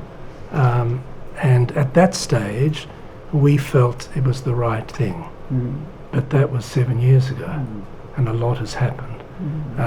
Reading the Finkel report, I think it was a wise suggestion, and I think you've summarised it correctly. Sorry, Mr. Lancaster. Not at all, Christian. Mr. Gonski, the sixth priority work stream relates to Commonwealth research grants, as you briefly addressed a little earlier. There was the establishment in April this year of the Commonwealth Research Grants Working Group. Could you address its functions as you understand them and how it interacts with the task force's work? I'd go back one step and say Commonwealth research grants are not an easy thing. There's a large sum of money involved and a large number of grants. Obviously, when you're going to put rules in place, they can affect lives, people's ability to research, and indeed you can be channeling research which may or may not happen as a result of those. We felt it was very important to set up a separate group. We were very, very lucky, in my opinion, to get Professor Shergold to be the chair of that, and obviously he's involved with the Commonwealth grants, so he knows how they work.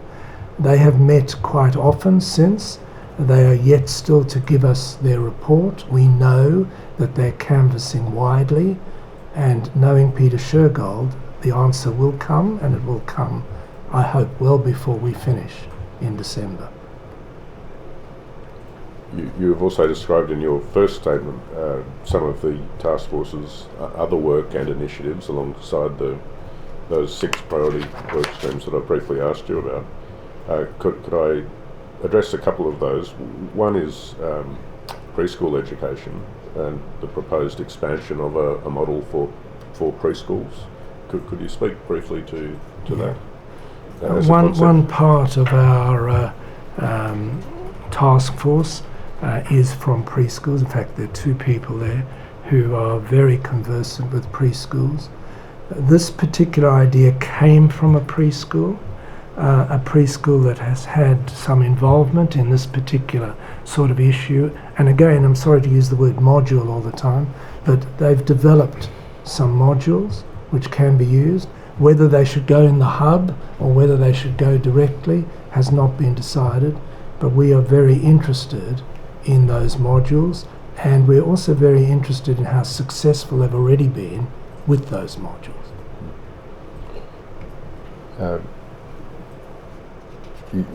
Could you speak briefly to some of the other initiatives in paragraphs 34 to 36 of your first statement? One of those is the endeavour of uplifting qualifications recognition. What's the purpose of that? It was put to us by one of our members who is actually involved with ATEC, which is in Texaland, looks after the universities, that there are many, many skilled migrants who come to this country and are not able to use their skills. As such, they then have to find jobs that perhaps they're not skilled for, or indeed are way below the skill that they bring. This, he put to us, creates some tension and concern both within them and the people that they live with and so on.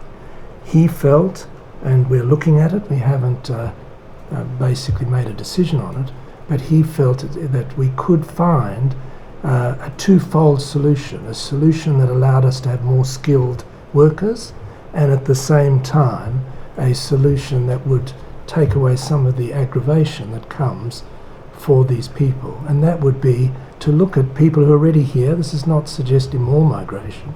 It's simply saying if you are already a qualified whatever, that you should be allowed to practice it, even if for a while you have to have somebody with you or you have to have your work checked. And we felt there was merit in looking at that. Another initiative you referred to is establishing a gateway website for, as I understand it, families experiencing anti-Semitism. What's the notion behind having a gateway? What would it be a gateway to? What we have found, and you will have noticed in my evidence, that we have set up a whole group of round tables and advisors to us. We accept that although we are 24 people, we are not in all echelons of what's going on, and indeed we don't cover all the parts of the community. These groups do, and in their very first one they have already come upon the concept that people can't find the right door to either say I'm scared, or to complain about something, or to seek guidance or whatever. That idea you refer to was exactly that idea, that it should be made easy, and with IT and so on, it is felt that we could find a way of opening the door and allowing them at least to go somewhere rather than, sadly, not be listened to. And is the task force pursuing that as a proposal? It is a proposal still on the table, and we will see, and obviously it's up to the rest of the task force, whether we take it further. Final of the additional initiatives to mention is, you refer in paragraph 36 to a potential National Ethics Institute. What's the impetus behind that? This is the one I was referring to earlier, and is a passion, I have to admit and acknowledge, of my own. But I believe the task force agrees with me. Basically, as I mentioned to the Commissioner, there is a thing called primary ethics. Amazing as it may sound, primary ethics is only taught in New South Wales to those who don't go to religious classes, which, if you think about it, is a bit odd.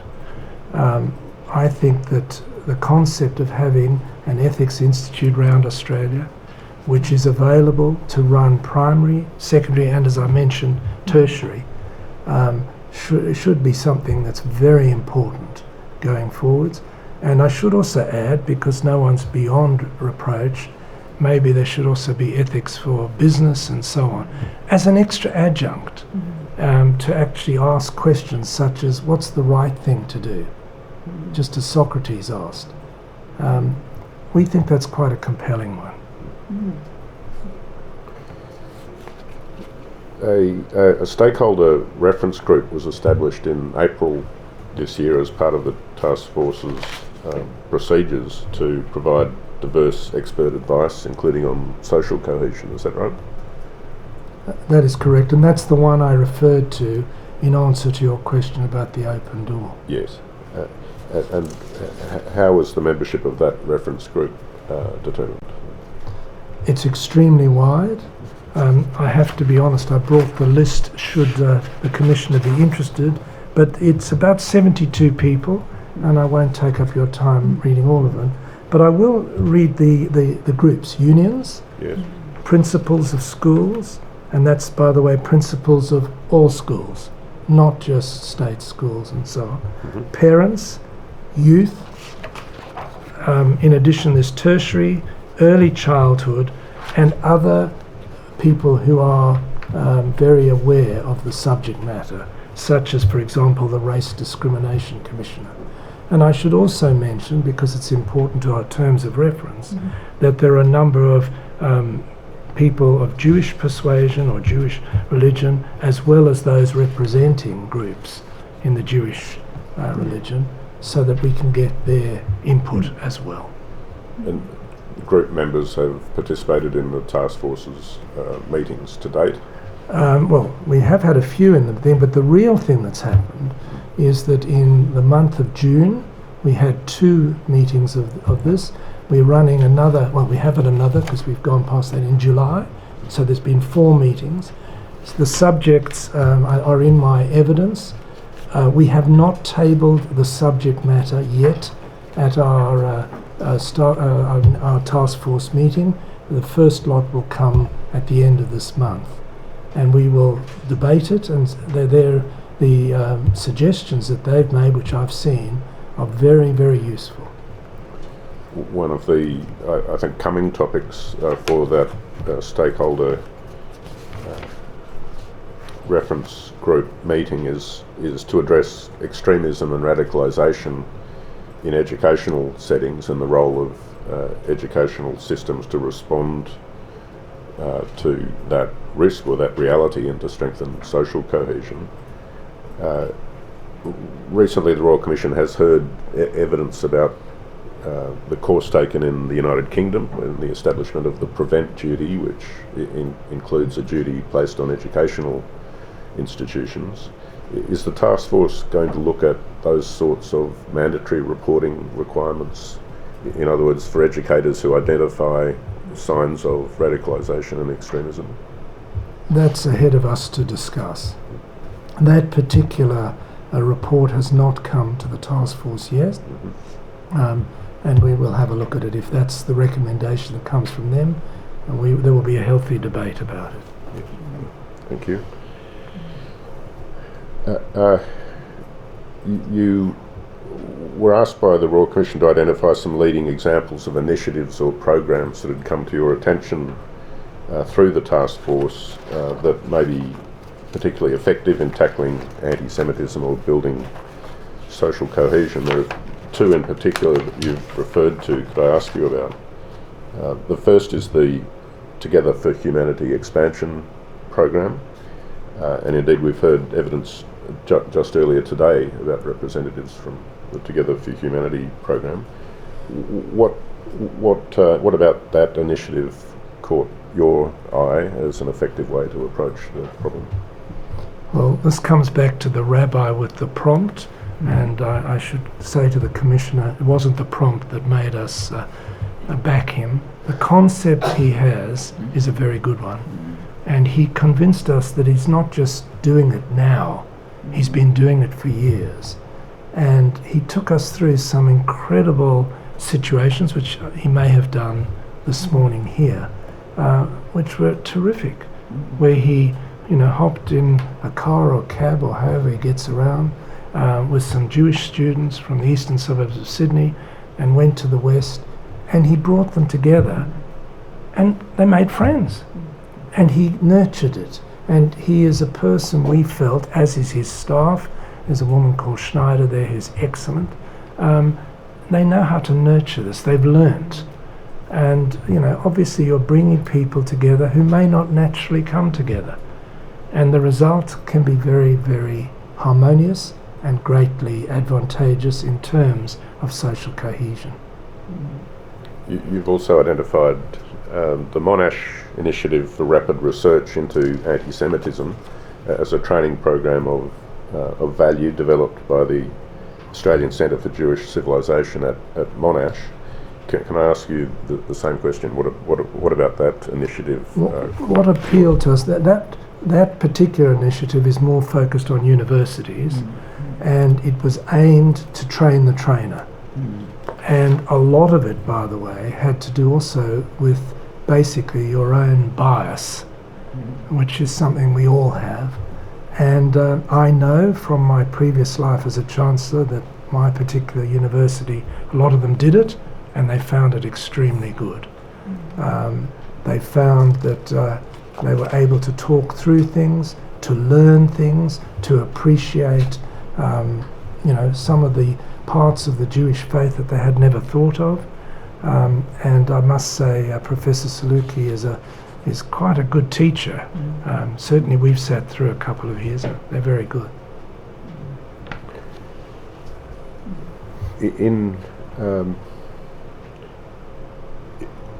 You've described in your evidence initiatives in a number of states throughout Australia in their endeavour to capture data and analyse it and make policy decisions as a result of it in regard to the experiences and perspectives of Jewish students and communities. Have you identified a general deficiency in that sort of data collection and reporting specifically addressed to those issues? The answer is no. That is not to say that there isn't. I don't know. We have not looked at that. But what we have encouraged, you'll see when you look at that list, many of the states are looking at hubs. Well, we've got a very good hub and we hope that theirs will come with us. Round tables. We've talked to you about round tables. Their thinking is to be, in my opinion, embraced. And it is wonderful to see in all the states that they each have a few ideas, and we allow, through the task force, the representatives of the various groups to explain to us what they're doing. And as I said earlier, almost invariably they do it with great gusto. Are there particular examples of changes already implemented to school curriculum and programs that have arisen out of your work with the task force? I think that there is a renewed interest in doing things. I will give you an example. The head of the New South Wales Education Department has said to us that he has decided that one of the quite few professional development days each year will be devoted to social cohesion. Now you might ask why a man of wonderful standing has to do it now when this state's been around since, 1778, so whatever it is, 1788. But he has, through the thinking, through his involvement, he has instigated that. And I think, I can't say it's our suggestion, but certainly the talk and so on that he's been doing and leadership that he's shown has been linked with all that we're doing.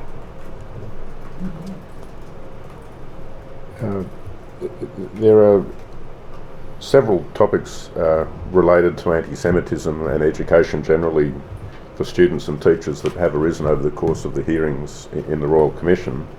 Can I just raise one in particular for your comment, and it probably is inviting a personal comment rather than a task force comment, but the importance not just of Holocaust education in itself, but of an understanding of Jewish culture and history more generally. Do you have any observations? Yes, this has been put to us as well, and I've thought a lot about it, and I speak as an individual, not as the task force. I think it's a very good suggestion. The Holocaust must never be forgotten, but it is only one part, and it's a very important part of all Jewish families, sadly. But there's a lot of contribution by Jews to Australia, to the history of Australia, and I've also got to say there are many precepts of the Jewish faith that are very useful in the community, generosity, etc. And so I must say we listened, and it certainly made us think, because we were pushing for Holocaust studies alone into the change to the curriculum. We're hopeful that ACARA will now look more broadly at not just Holocaust studies, but also more generally the contribution of the Jews and indeed the Jewish faith. Thank you. Now the Anti-Semitism Education Task Force, it will end at the end of the year, and a final report will be prepared, is that right? That is absolutely correct. But I understand from your statement that you've taken the decision not to issue recommendations. It's more you've been seeking to implement changes in the course of the task force's work, is that right? That is correct. The Royal Commission has received some evidence from the Commonwealth Department of Education about the government's expectation that at the end of the year there will be established a permanent Social Cohesion Education Advisory Council. Now, do you understand that Advisory Council will incorporate members of your task force and additional representatives from other organisations? At this time, I know there's a lot of discussion going on, but that's obviously a decision for government. We welcome that as a task force, and personally I do, because it shows that at the end of the year, it's not the end of the game.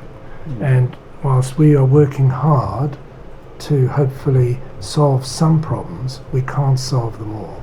And I hope some of our green shoots will be very well cultivated and harvested by the body you just referred to. Thank you, Mr. Gonski. I don't have any further questions. Thank you. Mr. Gonski, can I ask you this, which has nothing to do with education? But a few moments ago, I think you said in the context of Holocaust education something about the fact of how widespread within the Jewish community in Australia a sort of memory of the Holocaust is through, I suppose, stories nowadays not so much from parents as grandparents and probably great-grandparents. It has been very obvious during the work of this commission just how utterly shattering the events immediately following the 7th of October.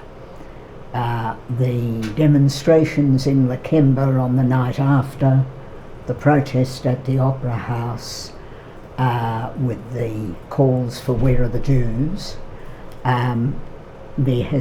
One just is left with a sense of a community that was vulnerable by reason that so many grew up hearing stories about the Holocaust, to then see these events and to feel a want of support from non-Jewish friends over what was happening in Israel at a time when it wasn't even known how many people had been killed. So we're looking at a community that is very devastated, and I'm just wondering, from your perspective, what are the measures that this Commission can best recommend to redress that level of fracturing? Commissioner, firstly I start by saying I think the existence of your Commission has already done something, and I compliment all those who come in here each day and so on. I think talking about it is very important. I can honestly say to you that so many of us came to this country and had a wonderful, wonderful run here. Openness, hugs from people that had nothing to do, maybe not have even known who Jews were. To many, what has happened since the 7th of October has shattered that. And you so rightly put it, so many of all of us have heard the stories of what happened in the Holocaust, and of course it's natural to fear where that's to go to. I think that the concepts of making it clear that this is not the Australian way. I have to say, in terms of education, of teaching people to talk about it, whether it's through dialogues and discourses and so on, I think is a wonderful thing to do. One thing I would say is you said a lot of friends were not there. I'm sure there were some who were not there, but there were many who were. And I want to make it clear that my belief, and maybe I'm an optimist, is Australia is an amazing country, and the bulk of Australians actually understand social cohesion and naturally play it. And what I would hope your Commission and your thoughts going forward will help people understand that fair go is something for everybody, and we should all be open and enjoy diversity. And if I may just finally say, I think diversity is a strength, not a plague. And, you know, if you happen to be Jewish, you shouldn't be seen as badly diverse. It should be part of life. One should enjoy their festivals, just as one should enjoy the festivals of those who believe in Islam and so on. I don't know if that answers your question, but that's the way I see it. Thank you. Mr. Zwire, do you have any questions? I might just briefly ask a couple of things.